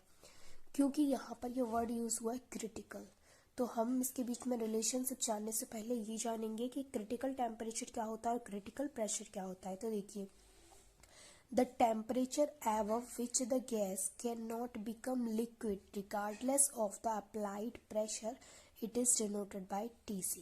मीन्स कि क्रिटिकल टेम्परेचर किसी भी गैस का वो टेम्परेचर होता है जिसके बाद चाहे गैस पर कितना भी प्रेशर क्यों ना लगाया जाए, लेकिन वो लिक्विड में कन्वर्ट नहीं हो सकती। ठीक है, जैसे कि मैंने आपको कार्बन डाइऑक्साइड का एक ग्राफ प्लॉट करके दिखाया था, जिसमें मैंने आपको क्रिटिकल टेम्परेचर दिखाया था 31.1। ये मैंने आपको कार्बन डाइऑक्साइड का क्रिटिकल टेम्परेचर उधर दिखाया था, तो आपको याद हो तो 31.1 टेम्परेचर के बाद कितना भी टेम्परेचर इंक्रीज किया गया था, लेकिन कार्बन डाइऑक्साइड जो गैस थी वो लिक्विड में कन्वर्ट नहीं हुई थी। तो यहीं से समझ में आ रहा है कि क्रिटिकल टेम्परेचर क्या होता है। तो किसी भी गैस का वो टेम्परेचर जिसके बाद गैस लिक्विड में कन्वर्ट नहीं होती है कितना भी प्रेशर इंक्रीज करने पर, उस टेम्परेचर को बोला जाता है क्रिटिकल टेम्परेचर।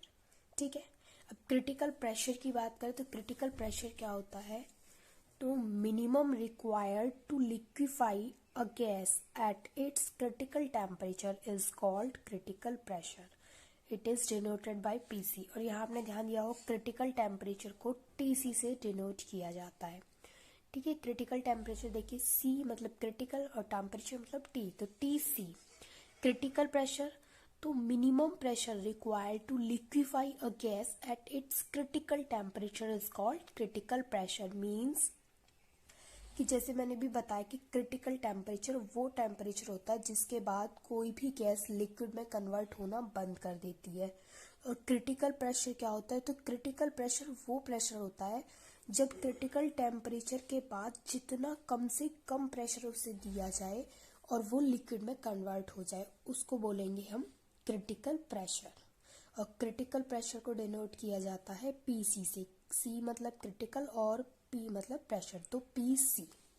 ठीक है, अब देखिए, अब हम आते हैं मेन पॉइंट पे। हमारा मेन पॉइंट क्या है यहाँ पर, वो है relationship between critical constant and van der Waals constant. तो इनके बीच का रिलेशनशिप हम देखेंगे। तो देखिए यहाँ पर है from van der Waals equation. From van der Waals equation से आपको याद आया हो तो हमने इससे पहले एक टॉपिक डिस्कस किया था, van der Waals equation of a state. उसमें हमने डिस्कस किया था कि जो वैन डर वाल थे उन्होंने जो गैस लॉ था PV इक्वल्स टू nRT, तो PV इक्वल्स टू RT जो गैस लॉ था उन्होंने क्या किया, उसमें कुछ मॉडिफिकेशन किए। क्यों किए ये मैंने आपको पहले बता दिया है, वो इसलिए किए थे क्योंकि वो जो लॉ था वो रियल गैसेस पर अप्लाई नहीं किया जा सकता था। That's why van der Waals आए और उन्होंने कहा कि इस लॉ में कुछ मॉडिफिकेशन कर दे तो ये लॉ जो है वो रियल गैसेस पर भी अप्लाई किया जा सकता है। तो उन्होंने क्या किया कि उसमें जो पीवी इक्वल्स टू आरटी जो गैस लॉ था उसमें कुछ मॉडिफिकेशन किए और उसके बाद जो लॉ उन्होंने दिया वो ये था पी प्लस, यानी उन्होंने प्रेशर में ये करेक्शन किया था और वॉल्यूम में ये करेक्शन किया था। तो उन्होंने दो करेक्शन किए थे प्रेशर और वॉल्यूम में। इन दो करेक्शन के बाद जो लॉ आया था ये वाला, ये रियल गैसेस पर भी अप्लाई किया जा सकता है। ठीक है, तो ये लॉ, तो यहाँ पर ये क्या है, from van der Waals equation. तो अगर आपने वो नहीं देखी तो आप जाकर के चेक कर लीजिएगा तो आपको पता चल जाएगा ये कैसे आया, क्योंकि हमने इसका डेरिवेशन वहाँ पर देख लिया था ये किस तरीके से सॉल्व होकर के ये वाला लॉ आया था और उन्होंने क्या क्या चेंजेस किए थे प्रेशर और वॉल्यूम में। ठीक है, तो कुल मिला के यहाँ तो हम सिर्फ इतना ही लेंगे, यहाँ पर हम वो इक्वेशन नहीं करेंगे क्योंकि बहुत ज़्यादा लेंदी हो जाएगी वीडियो।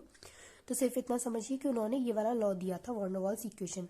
तो ये जो लॉ उन्होंने दिया P प्लस, यानी P plus A upon V square और V minus V equals to R T. अब देखिए यहाँ पर होगा क्या, अब ये वाला जो P है इसका मल्टीप्लाई इसमें करवा दीजिए और इसमें करवा दी, तो इसका मल्टीप्लाई इसमें करवाएंगे तो PV, इसमें करवाएंगे तो माइनस PV, प्लस इसका इसमें कराइए फिर इसका इसमें कराइए, तो आप इसका इसमें कराएंगे तो AV upon V square minus AB upon V square, और आर टी को हम इधर ले लेंगे तो ये माइनस में आ जाएगा इज इक्वल्स टू 0। अब देखिए P V minus P V plus, अब v से एक v कैंसिल हो गया तो a upon V minus A V upon V square minus R T equals to 0। अब क्या करेंगे, हमारे पास जो इक्वेशन निकल के आई है इसको मल्टीप्लाई करेंगे v स्क्वायर से। यहाँ पर दे रखा है मल्टीप्लाइंग बाय v स्क्वायर, तो क्या आएगा PV3, क्योंकि v पहले से स्क्वायर से मल्टीप्लाई करेंगे तो PVQ आ गया। अब देखिए यहाँ पर PVV square plus AV square upon V minus ABV square upon V square minus RTV square equals to 0। तो हमने क्या कर दिया, हमने मल्टीप्लाई करवा दिया है V स्क्वायर, ये V स्क्वायर का मल्टीप्लाई करवा दिया है इस पूरी इक्वेशन में। अब क्या करेंगे, देखिए PVQ आ गया यहाँ पे minus PV square plus A, अब यहाँ पर V स्क्वायर है तो एक V नीचे, तो एक V से V कैंसिल हो गया तो AV माइनस यहाँ पर V स्क्वायर से V स्क्वायर कैंसिल हो गया minus AB minus RTV square equals to 0। तो अब देखिए अब क्या करेंगे, नाउ डिवाइडिंग बाय P, ये जो इक्वेशन निकल के आई है इसको डिवाइड करेंगे P से। तो P से जब इसको डिवाइड करेंगे तो P जब इसके नीचे आएगा तो ये वाला P और वो वाला P जो इसके नीचे आएगा वो कैंसिल हो जाएगा, तो यहाँ पर सिर्फ क्या बचेगा V का क्यूब माइनस PVV स्क्वायर, यहाँ पर भी जो P है वो जो P से हम डिवाइड करेंगे उससे ये कैंसिल हो जाएगा, तो यहाँ पर आएगा V और V square plus AV upon P आ गया, इसके नीचे ये P है minus AB upon P minus RTV square upon P equals to 0। अब देखिए जब हमने इसको डिवाइड किया तो हमारे पास क्या आएगा, PQ माइनस V स्क्वायर, ये जो B है ये इधर आ जाएगा और ये RT है इसको हम इधर ले लेंगे, तो क्या आएगा B प्लस, यानी इसको इस तरीके से भी लिखा जा सकता है, इधर उधर करके आप इसको इस तरीके से लिख लेंगे B plus RT upon P plus ये जो AV अपॉन P है ये इधर आ जाएगा A अपॉन P और V इधर माइनस AV अपॉन P इधर आ जाएगा इक्वल्स टू 0। मतलब ये जो है इसको इस तरीके से अरेंज करके लिख लिया गया है। और यहाँ पर ये जो V स्क्वायर ले रखा है और B plus RT upon P ले रखा है, यहाँ पर V स्क्वायर नहीं ले रखा क्योंकि यहाँ से और यहाँ से V स्क्वायर को क्या ले लिया है, कॉमन ले लिया है, तो यहाँ पर B plus RT upon P ही बचेगा। ठीक है, अब देखिए अब आगे क्या होगा वो देखिए, तो यहाँ देखिए the volume of V is the critical volume occupied by the gas, यानी कि अब जो वॉल्यूम है V का वो क्रिटिकल वॉल्यूम है, तो जो गैस के द्वारा कितना वॉल्यूम ऑक्यूपाई किया जा रहा है, तो अब हम यहाँ पर क्रिटिकल वॉल्यूम निकालेंगे। तो क्रिटिकल वॉल्यूम क्या होता है, VC, तो V equals to VC, V minus VC equals to 0, क्योंकि अब हमने इसको इधर ले लिया तो ये माइनस में हो जाएगा और ये इक्वल्स टू करके 0 आ जाएगा। देन V माइनस VC का VQ इक्वल्स टू 0। अब यहाँ पर वो वाला फॉर्मूला लगा देंगे A माइनस B का होल क्यूब। ठीक है, तो उस फॉर्मूले को जब ओपन करेंगे तो हमारे पास आएगा VQ माइनस VC का cube minus 3VC V square plus 3VC square equals to 0। ठीक है, और इसको बोल देंगे हम इक्वेशन सेकंड। यहाँ पे एक चीज़ ध्यान रखनी, इक्वेशन फर्स्ट हम इसको बोलेंगे और इक्वेशन सेकंड हम इसको बोलेंगे। अब this equation represents a volume at critical condition and if in the van der Waals equation first T is put as Tc and P is put as Pc it becomes। तो देखिए यहाँ पे क्या हुआ कि ये तो हमने जो क्रिटिकल वॉल्यूम है वो निकाल लिया Vc इक्वल्स टू। अब ये कह रहा है कि अगर हम जो इक्वेशन फर्स्ट हमारे पास आई है उसमें T की जगह Tc और P की जगह Pc रखते हैं तो क्या आएगा। तो अगेन हम देखते हैं इक्वेशन फर्स्ट को। तो देखिए इक्वेशन फर्स्ट थी हमारे पास ये, और यहाँ पर T ये है तो इस T की जगह पे TC आ जाएगा, P ये है इस P की जगह पे PC आ जाएगा, इसकी जगह PC आ जाएगा, इसकी जगह PC आ जाएगा। ठीक है, आपको ये चीज़ ध्यान रखनी है। अब देखिए अब हम क्या करेंगे, इसमें T की जगह TC और P की जगह PC कर देंगे। तो देखिए ये इक्वेशन हमारे पास, तो यहाँ पर ये T की जगह TC, P की जगह PC और ये PC करके यहाँ पर ये हमने इस इक्वेशन में रख दिया। तो ये हो गई हमारे पास इक्वेशन थर्ड। देखिए फर्स्ट इक्वेशन में कोई भी चेंजिंग नहीं करनी, सिर्फ T की जगह TC और P की जगह PC करके एज इट इज यहाँ पर नोट कर देनी है। ठीक है, कर दिया इतना। अब क्या करेंगे, on comparing equation second and third. अब इक्वेशन सेकंड और थर्ड को कंपेयर करेंगे तो हम इनके लेंगे मल्टीपल। ठीक है, देखिए कैसे लेंगे वो मैं आपको समझाऊंगी। तो देखिए हम क्या करेंगे, on comparing equation second and third. तो इक्वेशन सेकंड कौन सी है, इक्वेशन सेकंड है ये और इक्वेशन थर्ड है ये। तो इन दोनों को कंपेयर करना है। तो देखिए कैसे करेंगे, तो हमने जैसे कि मैंने भी बताया कि हम लेंगे इनके मल्टीपल। तो सबसे पहले यहाँ पर v क्यूब है और यहाँ पर v क्यूब है, तो कोई मतलब नहीं है, इसे हटाओ यहाँ से। ठीक है, इसका कोई मतलब नहीं है, ये कट गया। अब देखिए यहाँ पर v स्क्वायर है, सबसे पहले v स्क्वायर वाला नहीं, सबसे पहले लीजिए आप ये वाला 3vc v स्क्वायर वाला। तो यहाँ पर v स्क्वायर है और यहाँ पर 3vc v स्क्वायर है, तो v स्क्वायर से v स्क्वायर कैंसिल हो गया। अब 3v का मल्टीपल लिखना है, तो यहाँ पर 3v लेंगे हम, 3vc, ये जो v स्क्वायर है ये तो कैंसिल हो गया। अब 3vvc लेंगे और ये जो v स्क्वायर की वैल्यू क्या है यहाँ पे v plus RTC upon PC, इसको नोट कर देंगे और इसे बोल देंगे इक्वेशन 4। अब कौन सा लेंगे, अब लेंगे ये वाला 3vvc स्क्वायर और यहाँ पर कौन सा लेंगे, यहाँ पर लेंगे ये a अपॉन PC v वाला। तो देखिए यहाँ पर क्या होगा कि यहाँ से v और ये v तो हट जाएगा, तो क्या आएगा, यहाँ से आएगा 3vc स्क्वायर, 3vc स्क्वायर आएगा यहाँ पर। देखिए यहाँ पर आएगा 3vc square is equals to ये कितना है a अपॉन PC। तो a अपॉन PC इधर आएगा, तो ये होगी इक्वेशन फिफ्थ। ऐसे ही हम थर्ड टर्म लेंगे, तो थर्ड में लेंगे हम BC क्यूब जो कि बचा है। तो इक्वेशन सेकंड में देखिए, इक्वेशन सेकंड देखिए, ये इक्वेशन सेकंड में ये BC क्यूब है जिसका कोई भी यहाँ पर मैच नहीं कर रहा है किसी से भी। तो यहाँ से ये बचा है जो कि किसी से मैच नहीं कर रहा है और यहाँ पर ये बचा है जो कि किसी से मैच नहीं कर रहा है। तो अब हम इन दोनों को इक्वेशन 6 बना के यहाँ लिख देंगे। तो BC cube equals to AB upon PC, इसको इक्वेशन 6 बना करके लिख देंगे। ठीक है, इतना क्लियर हुआ। अब आगे क्या करेंगे, डिवाइडिंग इक्वेशन 6 बाई 5, यानी ये जो 6 इक्वेशन है ये इसको डिवाइड करेंगे इस 5 से। देखिए आपको कंफ्यूजन क्रिएट नहीं करना है, इक्वेशन थोड़ी सी टफ है लेकिन आप 1 से 2 बार, कम से कम 2 बार करेंगे खुद से बिना देखे, तो ये आपको अच्छे से आ जाएगी। ठीक है, तो क्या करेंगे, डिवाइडिंग इक्वेशन 6 बाई 5। तो इस इक्वेशन 6 को इस 5 से डिवाइड करेंगे तो क्या आएगा। अब देखिए ये इक्वेशन 5 और ये इक्वेशन 6, इस 6 को इससे डिवाइड करना है 5 से, तो क्या आएगा, तो 5 6 यहाँ पे नोट करेंगे पहले VC Q upon 3vc square, ये वाला डिवाइड कर दिया गया इससे सबसे पहले। फिर a यहाँ पर AB अपॉन PC इंटू, इससे डिवाइड करेंगे तो फिर ऊपर जाकर के इंटू में आ जाएगा PC अपॉन A, PC ऊपर चला जाएगा, A नीचे आ जाएगा। देखिए कंफ्यूजन क्रिएट मत कीजिए। देखिए AB अपॉन PC है यहाँ पर, और जब हम A अपॉन PC से डिवाइड करेंगे तो ये इसके नीचे जाएगा। क्या क्या जाएगा, A अपॉन PC इसके नीचे जाएगा।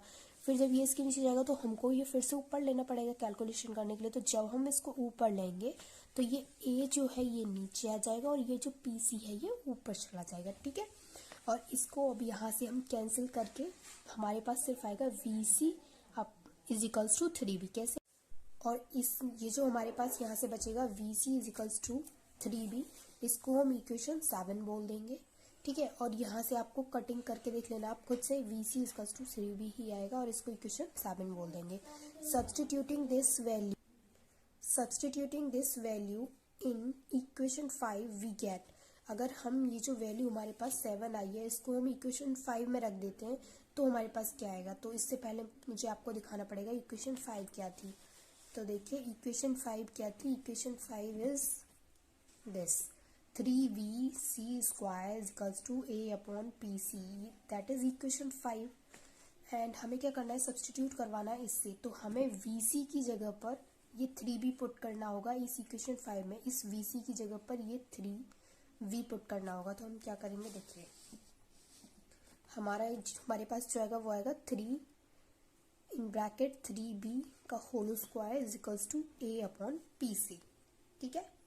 कैसे करवाया, देखिए सिर्फ VC की जगह पर 3B रखना है, बाकी इक्वेशन एज इट इज आ जाएगी, ठीक है। इतना देखिए अब क्या होगा, अब यहाँ से इस PC को इधर ले लेंगे हम और A ऊपर आ जाएगा और 3 3 जा 9 एंड 9 3 जा 27 B स्क्वायर यहाँ पर आ जाएगा। तो ये आगे PC equals to A upon 27 B square और इसको बोल दिया इक्वेशन 8। तो इक्वेशन 8 तक आपको क्लियर हो गया था। आप क्या करेंगे, देखिए अब करेंगे substituting the value of VC and PC in equation 4। अब जो वैल्यू हमारे पास, देखिए VC की वैल्यू आ गई, देखिए हमारे पास VC की वैल्यू आ गई, VC मतलब क्रिटिकल वॉल्यूम की, PC की वैल्यू आ गई, PC मतलब क्रिटिकल प्रेशर की। अब हम क्या करेंगे, अब हम ये जो VC और PC की वैल्यू हमारे पास आई है इसको इक्वेशन 4 में रख देंगे। अब इससे पहले हमें देखना पड़ेगा कि इक्वेशन 4 क्या थी।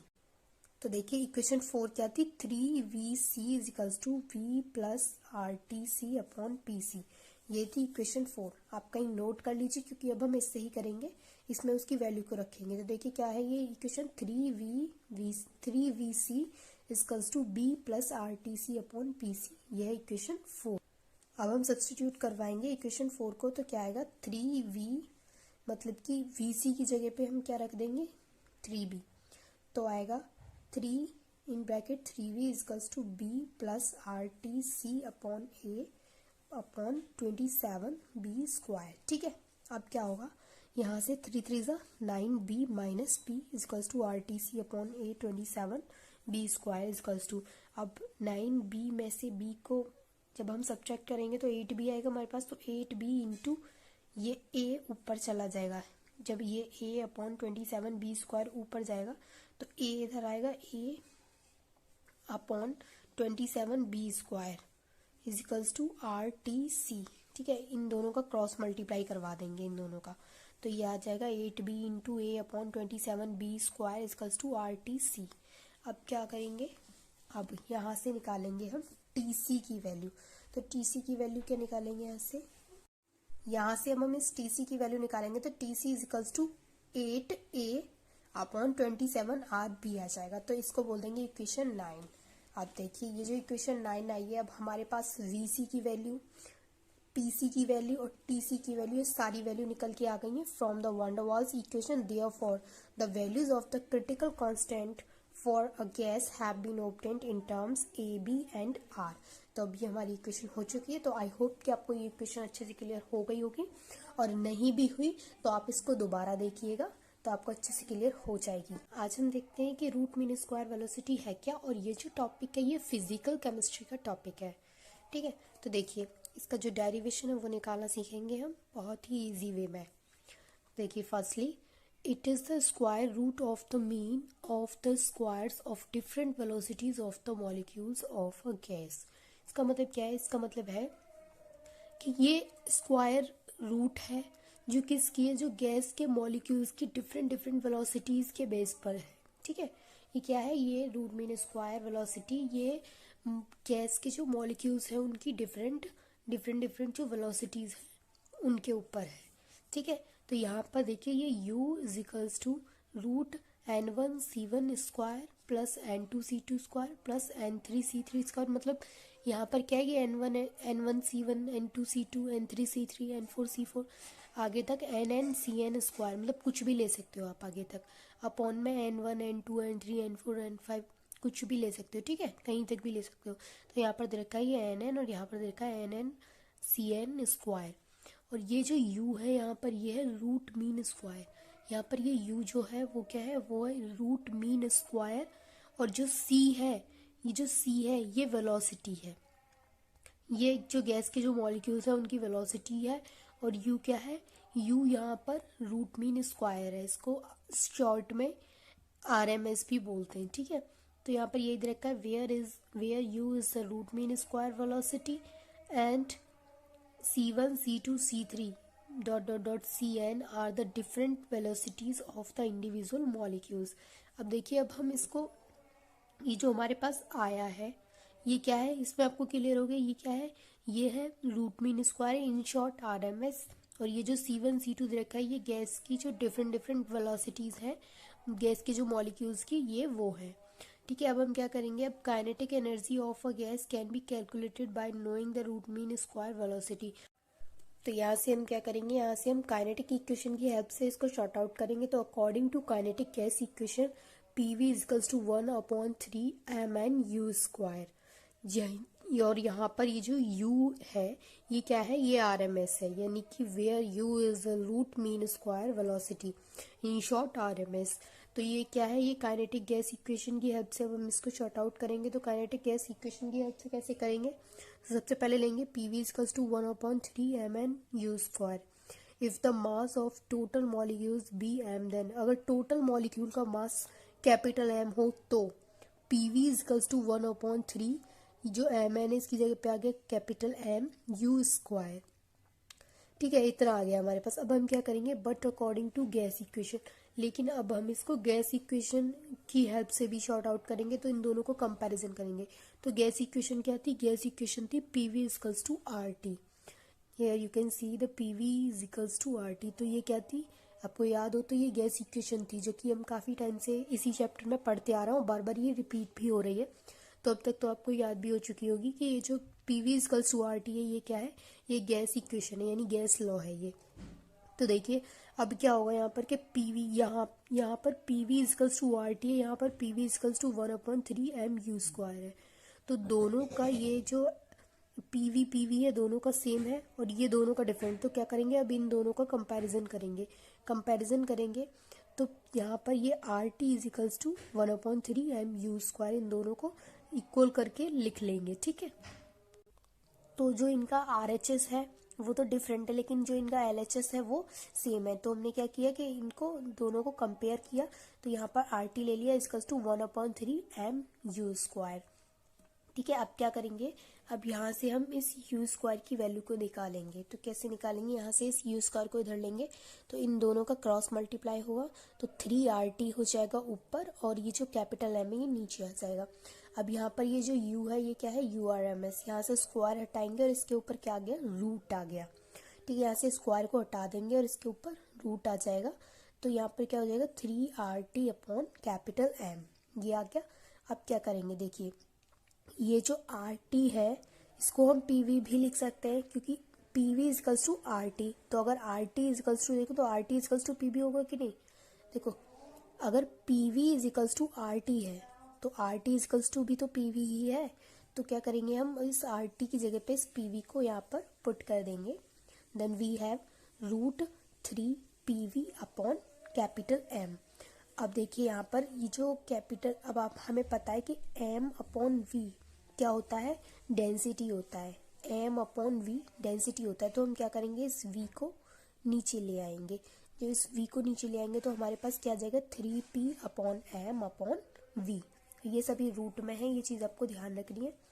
तो क्या होगा कि हम इसको नीचे ले आएंगे तो यहाँ पर M/V आ गया, और M/V क्या होता है, D is equals to mass upon volume. M क्या है, मास, और V क्या है, वॉल्यूम। तो क्या होगा, मास अपॉन वॉल्यूम। तो mass upon volume equals to क्या होता है, डेंसिटी। डेंसिटी का फॉर्मूला होता है मास अपॉन वॉल्यूम। तो यहाँ से ये क्या हो गया, यहाँ से अब M/V की जगह पे हम डेंसिटी को पुट कर सकते हैं, क्योंकि D इक्वल्स टू M/V होता है। तो यहाँ पर आ गया U equals to √3P/D। Most probable velocity, देखिए इसका मतलब है कि जो गैस के जो मैक्सिमम मॉलिक्यूल्स हैं उनकी वेलोसिटी को मोस्ट प्रोबेबल वेलोसिटी बोला जाता है। फॉर एग्जाम्पल कि गैस के 100 मॉलिक्यूल्स हैं और 100 मॉलिक्यूल्स में से जो 80 मॉलिक्यूल्स हैं उनकी वेलोसिटी है 20 मीटर पर सेकंड, और जो बाकी के जो 20 मॉलिक्यूल्स हैं जो उनकी वेलोसिटी है वो है 5 मीटर पर सेकंड। तो जो मैक्सिमम जो मॉलिक्यूल्स हैं गैस के 80, उन मॉलिक्यूल्स की जो वेलोसिटी है उसको बोला जाएगा मोस्ट प्रोबेबल वेलोसिटी। ठीक है, तो यहाँ पर जो मोस्ट प्रोबेबल वेलोसिटी होती है उसका मतलब क्या है, उसका मतलब है कि जो मैक्सिमम गैस के जो मॉलिक्यूल्स होते हैं उनकी जो वेलोसिटी होती है उसको बोला जाता है मोस्ट प्रोबेबल वेलोसिटी। तो जैसे मैंने आपको एग्जांपल दिया, 100 मॉलिक्यूल्स हैं गैस के, जिनमें से 80 मॉलिक्यूल्स जो हैं गैस के उनकी वेलोसिटी है 20 मीटर पर सेकंड, और जो 20 मॉलिक्यूल्स हैं गैस के उनकी जो वेलोसिटी है वो है 5 मीटर पर सेकंड। तो यहाँ पर जो मोस्ट प्रोबेबल वेलोसिटी है वो कहेंगे हम 20 मीटर पर सेकंड, क्योंकि जो मैक्सिमम जो मॉलिक्यूल्स हैं गैस के वो 80 हैं और उनकी वेलोसिटी क्या है 20 मीटर पर सेकंड। तो ये जो वेलोसिटी है इस वेलोसिटी को बोला जाएगा मोस्ट प्रोबेबल वेलोसिटी। ठीक है, चलिए फिर डेफिनेशन देखते हैं। The velocity possessed by maximum number of molecules of a gas at a given temperature is called most probable velocity. It is represented by Cp. तो देखिए, जैसे मोस्ट प्रोबेबल वेलोसिटी होती है वो मैं आपको एक्सप्लेन कर चुकी हूँ विद एग्जांपल। तो आई होप कि आपको ये क्लियर हो गया होगा, एग्जाम्पल की हेल्प से बहुत अच्छे से क्लियर हो गया होगा कि मैक्सिमम जो गैस के मॉलिक्यूल्स होते हैं, ज़्यादा से ज़्यादा जो मॉलिक्यूल्स होते हैं उनकी जो वेलोसिटी होती है उस वेलोसिटी को बोला जाता है मोस्ट प्रोबेबल वेलोसिटी। यानी कि अगर किसी कंटेनर में 100 मॉलिक्यूल्स हैं या फिर किसी भी जगह 100 मॉलिक्यूल्स हैं गैस के, तो उनमें से जो ज़्यादा मॉलिक्यूल्स हैं, जो मैक्सिमम मॉलिक्यूल्स हैं, उनकी जो वेलोसिटी होगी उसको बोलेंगे हम मोस्ट प्रोबेबल वेलोसिटी, और इसको रिप्रेजेंट किया जाता है Cp से। ठीक है, इसको Cp से रिप्रेजेंट किया जाता है। तो Cp is equals to 2RT under root 2RT upon m। रूट के अंदर है ये 2RT upon m, where R is equals to gas constant. यहाँ पर जो R है वो क्या है, वो है गैस कांस्टेंट, T है टेम्परेचर और m है मोलर मास। ठीक है, R है gas constant, T temperature, m molar mass. तो आई होप आपको मोस्ट प्रोबेबल वेलोसिटी अच्छे से क्लियर हो गया होगा। एवरेज वेलोसिटी, और एवरेज वेलोसिटी का मतलब होता है कि जो गैस के जो मॉलिक्यूल्स होते हैं उनकी जो डिफरेंट डिफरेंट वेलोसिटीज होती है उसका जो एवरेज होता है, डिफरेंट डिफरेंट वेलोसिटीज होती है तो उनका कैलकुलेट करके क्या निकाला जाता है, एक एवरेज निकाला जाता है। उस एवरेज वेलोसिटी जो आती है उसको बोला जाता है average velocity. So the arithmetic mean of different velocities possessed by the molecules of gas at a given temperature is called average velocity. It is represented by C bar. ठीक है, यहाँ पर C bar is equals to C1 plus C2 plus C3 plus C4 dot dot dot आगे Cn upon n. According to Maxwell equation, average velocity is given by C bar is equals to root 8RT upon pi M. तो average velocity क्या होती है, average velocity होती है कि जो gas के जो डिफरेंट मॉलिक्यूल्स होते हैं उनकी जो वेलोसिटी का जो एवरेज निकल के आता है उसको बोला जाता है average velocity. Collision diameter and collision number. तो इस टॉपिक में हम समझते हैं कि कोलिजन नंबर और कोलिजन डायमीटर क्या होता है। तो देखिए, बहुत ही सिंपल टॉपिक है, बहुत ही इजीली आपको क्लियर हो जाएगा कि कोलिजन डायमीटर होता क्या है। तो देखिए, सभी को पता है कि गैस के जो मॉलिक्यूल्स होते हैं उनके बीच में कोलिजन होता है। कैसे होता है मैं आपको भी क्लियर कराती हूँ। देखिए, सपोज कीजिए कि एक कंटेनर है, ठीक है, मैं यहाँ पर ड्रॉ करती हूँ। ये देख, सपोज कीजिए कि ये एक कंटेनर है और इसके अंदर गैस के बहुत सारे मॉलिक्यूल्स हैं। ठीक है, बहुत सारे मॉलिक्यूल्स हैं इसके अंदर, मतलब हम सोच नहीं सकते इसके अंदर इतने सारे मॉलिक्यूल्स हैं। ठीक है, तो इसके अंदर बहुत सारे मॉलिक्यूल्स हैं। तो ये मॉलिक्यूल्स क्या करेंगे, ये इधर उधर मूव करेंगे। जब ये मॉलिक्यूल्स इधर उधर मूव करेंगे तो ये आपस में एक दूसरे से क्या करेंगे, ये एक दूसरे से आपस में टकराएंगे। तो ये जो एक दूसरे से आपस में टकराएंगे उसको बोलेंगे हम कोलिजन। ठीक है, क्या करेंगे, जब एक कंटेनर है उसके बीच में बहुत सारे उसके अंदर बहुत सारे मॉलिक्यूल्स हैं गैस के, तो वो मॉलिक्यूल्स जब इधर उधर मूव करेंगे तो ऑब्वियसली वो किसी न किसी से तो टकराएंगे ही। तो जब वो मॉलिक्यूल्स दूसरे से टकराएंगे तो उसको बोलेंगे हम यहाँ पर कोलिजन। ठीक है, तो अब कोलिजन डायमीटर क्या होता है? तो देखिए कोलिजन डायमीटर क्या होता है कि सपोज कीजिए कि एक कंटेनर है और उसके अंदर एक मॉलिक्यूल ये वाला है और एक मॉलिक्यूल ये वाला है। ठीक है, ये दो मॉलिक्यूल है। अब ये दोनों मॉलिक्यूल आपस में टकराए, इनके बीच में क्या हुआ? कोलिजन हुआ। तो जब ये मॉलिक्यूल आपस में टकराए तो ये इस तरीके से पास आए, जैसे इसमें डायग्राम में आपको दिख रहा है। तो ये मॉलिक्यूल आपस में टकराए तो ये इस तरीके से हुए। तो इन दोनों का जो सेंटर है, उस सेंटर के बीच का जो डिस्टेंस होता है उसको बोलते हैं कोलिजन डायमीटर। ठीक है, दोबारा समझिए कोलिजन डायमीटर क्या होता है। देखिए कि ऐसे समझिए कि दो गैस के मॉलिक्यूल्स जब आपस में टकराते हैं या फिर दो गैस के मॉलिक्यूल्स के बीच में जब कोलिजन होता है तो उनके जो जो दोनों मॉलिक्यूल्स होते हैं उनके जो सेंटर होते हैं, उनके जो बीच के जो सेंटर होते हैं उनके बीच के डिस्टेंस को क्या कहते हैं? Collision diameter.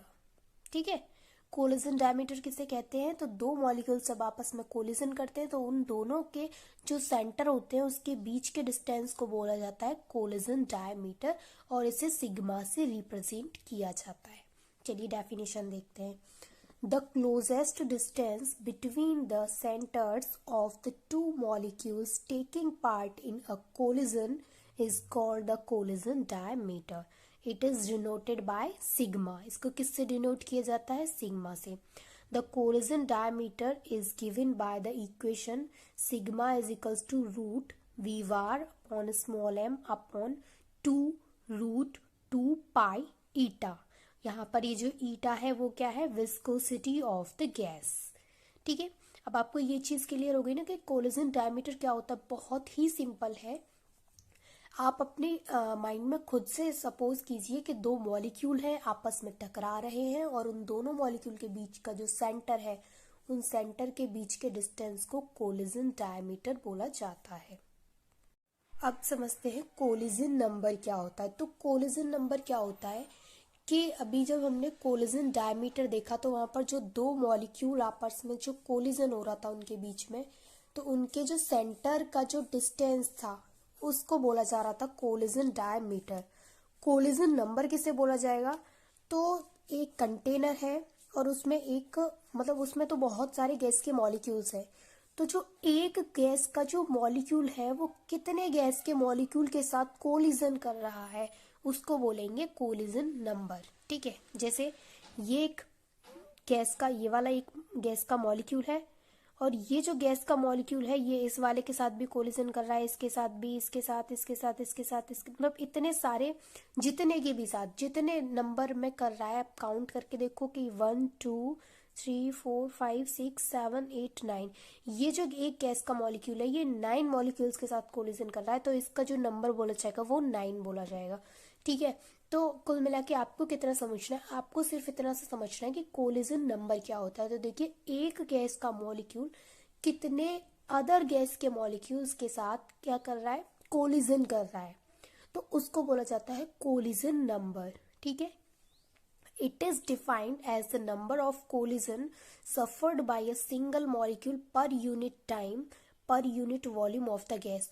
और पर यूनिट टाइम और पर यूनिट वॉल्यूम में होना चाहिए ये।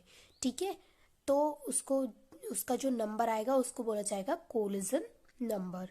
इसका ये यहाँ पर ये है जेड। कोलिजन नंबर जो होता है उसको जेड से डिनोट करते थे। यहाँ पर है Z1 is equals to root 2 pi sigma square V bar N.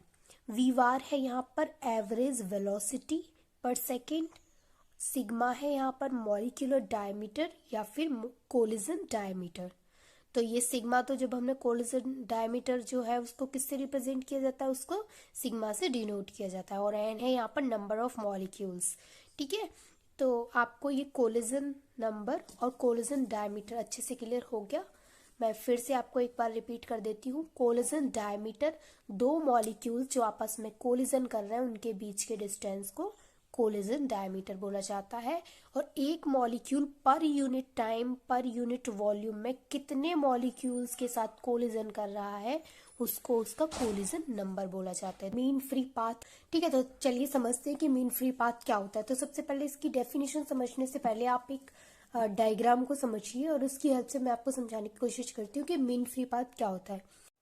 तो देखिए, सपोज कीजिए एक कंटेनर है और उस कंटेनर में बहुत सारे गैस के मॉलिक्यूल्स हैं। तो वो मॉलिक्यूल्स क्या करेंगे, वो मॉलिक्यूल्स जब इधर उधर मूव करेंगे तो वो ऑब्वियसली एक दूसरे से टकराएंगे। तो जब वो एक दूसरे से टकराएंगे तो क्या होगा कि उस बीच जब वो एक दूसरे से टकरा रहे हैं तो इसको क्या बोला जा रहा है, इसको बोला जा रहा है कोलिजन, ठीक है।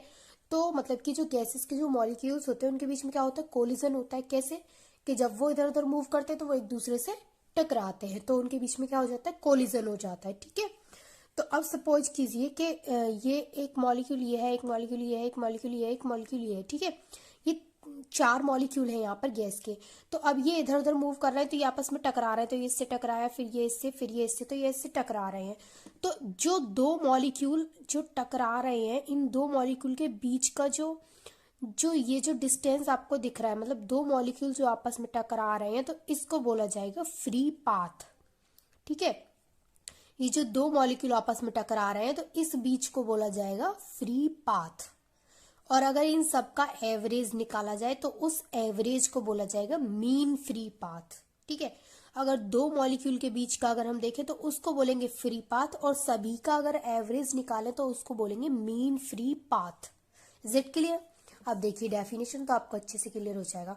According to kinetic theory of gases, molecules of a gas are always in motion. जो गैस के जो मॉलिक्यूल्स होते हैं, काइनेटिक थ्योरी की के अकॉर्डिंग क्या है, वो जो गैस के जो मॉलिक्यूल्स होते हैं वो हमेशा क्या होते हैं, मोशन में होते हैं, यानी इधर उधर मूव करते रहते हैं। And collide with each other, और एक दूसरे के साथ क्या करते रहते हैं, कोलाइड करते रहते हैं। कोलाइड मीन्स टकराते रहते हैं। Mean free path is the average distance travelled between collision by the molecules in gas.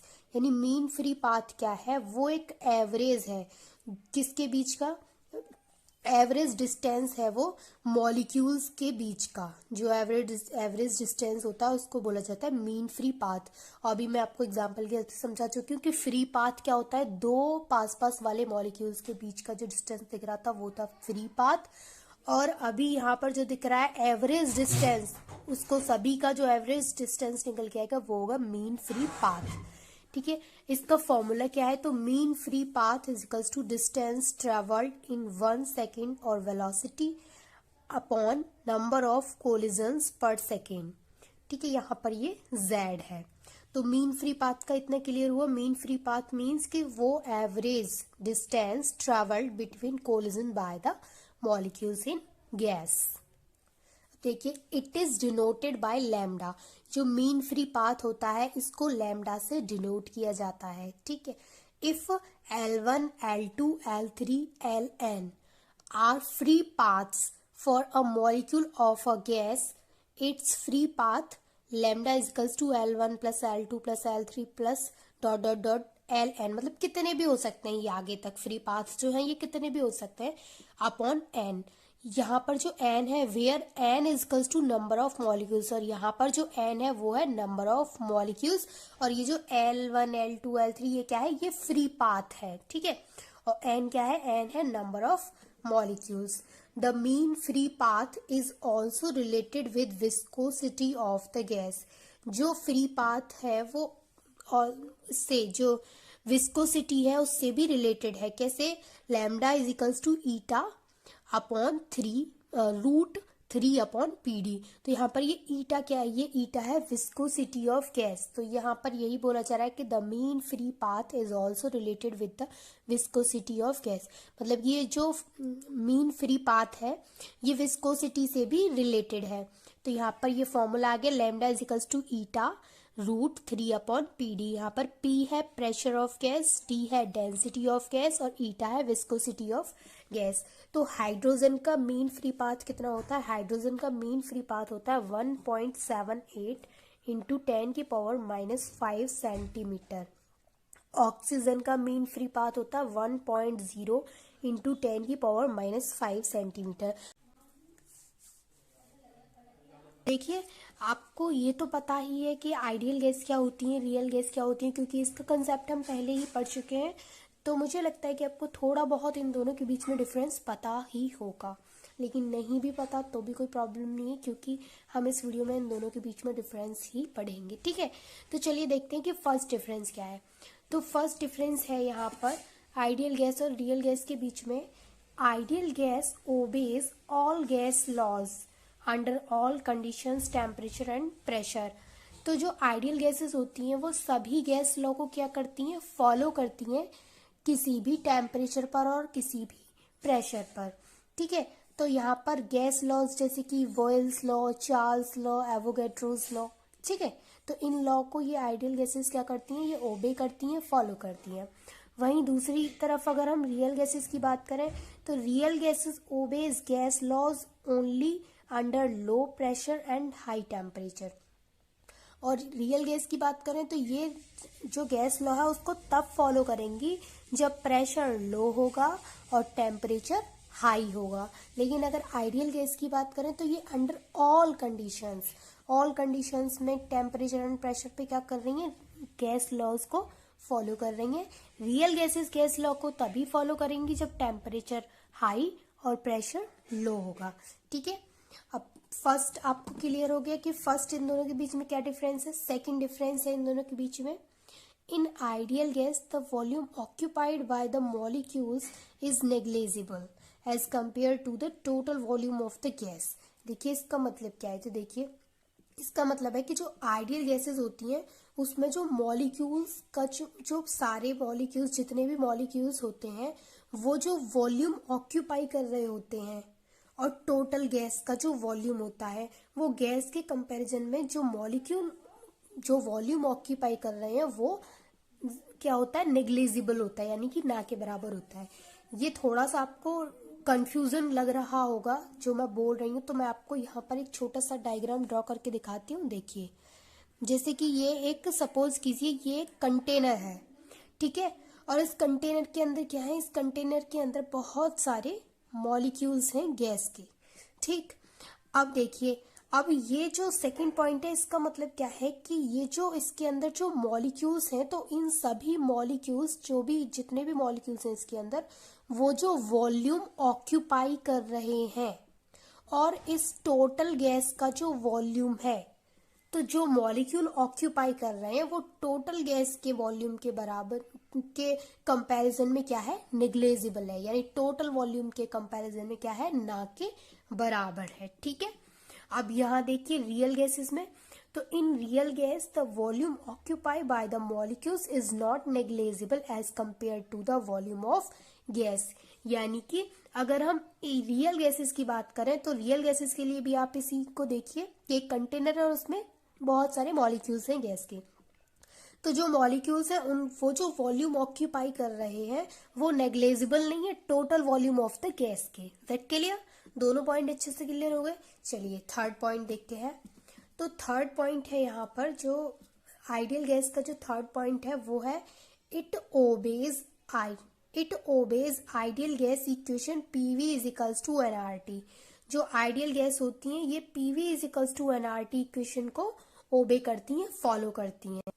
और अगर रियल गैस की बात करें तो it obeys van der Waals equation P plus N square A upon V square v minus N V is equals to N R T, ये इस equation को follow करती है। तो अगर आपको याद हो तो हमने van der Waals equation of state किया था, तो उसमें क्या किया था कि जो वैन डर वाल जो साइंटिस्ट थे उन्होंने ये जो इक्वेशन है P V is equals to N R T, इसमें कुछ मॉडिफिकेशन किए थे, इसमें कुछ चेंजेस किए थे किसमें, प्रेशर और वॉल्यूम में। उसके बाद जो इक्वेशन आई थी वो ये आई थी P plus A upon V square V minus V equals to R T, ये इक्वेशन निकल के आई थी। तो वो जो इक्वेशन निकल के आई थी उसके बाद उन्होंने वैन डर वाल ने क्या बोला था कि अब ये जो इक्वेशन है इसमें जितने भी मॉडिफिकेशन किए गए हैं, प्रेशर एंड वॉल्यूम में जो भी चेंजिंग की गई है, उसके बाद जो ये इक्वेशन बनकर आई है ये इक्वेशन रियल गैसेस पर भी अप्लाई की जा सकती है। अब फोर्थ पॉइंट समझिए। फोर्थ पॉइंट है volume of the gas will be 0 at 273, ये माइनस का 273 डिग्री टेम्परेचर है, ठीक है।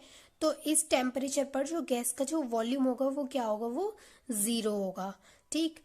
अब रियल गैस की बात करें तो है उसका जो वॉल्यूम है वो ज़ीरो नहीं होगा। और ये जो गैस है आइडियल गैस, इसका जो वॉल्यूम है वो ज़ीरो होगा।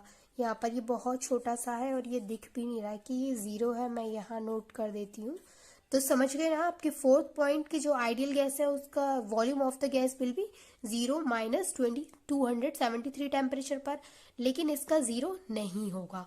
ठीक, मैं एक बार फिर से आपको रिवाइज करा देती हूँ सारे जो पॉइंट हैं। फर्स्ट पॉइंट कहता है कि जो आइडियल गैसेस होती हैं वो ऑल कंडीशंस में गैस लॉ को फॉलो करती हैं, और जो रियल गैसेस होती हैं वो सभी कंडीशंस में, ऑल कंडीशंस में गैस लॉ को फॉलो नहीं करती हैं। वो सिर्फ तभी फॉलो करती हैं जब लो टेम्परेचर होता है और लो प्रेशर होता है और हाई टेम्परेचर होता है। सेकेंड पॉइंट है कि जो आइडियल गैसेस होती हैं उनका जो टोटल जो टोटल गैस का जो वॉल्यूम होता है वो, और जो मॉलिक्यूल्स का जो टोटल वॉल्यूम होता है, तो जो मॉलिक्यूल्स का टोटल वॉल्यूम होता है, जो occupy molecules total volume occupy करते हैं वो नेग्लिजिबल होता है as compare to the total volume of the gas. Gas के जो टोटल वॉल्यूम, जो गैस का जो टोटल वॉल्यूम होता है उसके कंपैरिजन में जो मॉलिक्यूल्स का जो टोटल वॉल्यूम होता है वो नेग्लिजिबल होता है। ठीक है, ये होता है आइडियल गैस के लिए। रियल गैस में ऐसा नहीं होता है। थर्ड पॉइंट है जो आइडियल गैसेस होती हैं वो PV equals to NRT gas law को फॉलो करती हैं, और जो रियल गैसेस होती हैं वो P plus N square A upon V square V minus N B equals to NRT को फॉलो करती हैं। फोर्थ पॉइंट है volume of gas will be zero at ये इस टेम्परेचर पर, और ये जो रियल गैसेस है इसका जो वॉल्यूम है गैस का वो ज़ीरो नहीं होगा। तो आई होप कि आपको सारे पॉइंट्स अच्छे से क्लियर हो गए होंगे, and thanks for watching this video.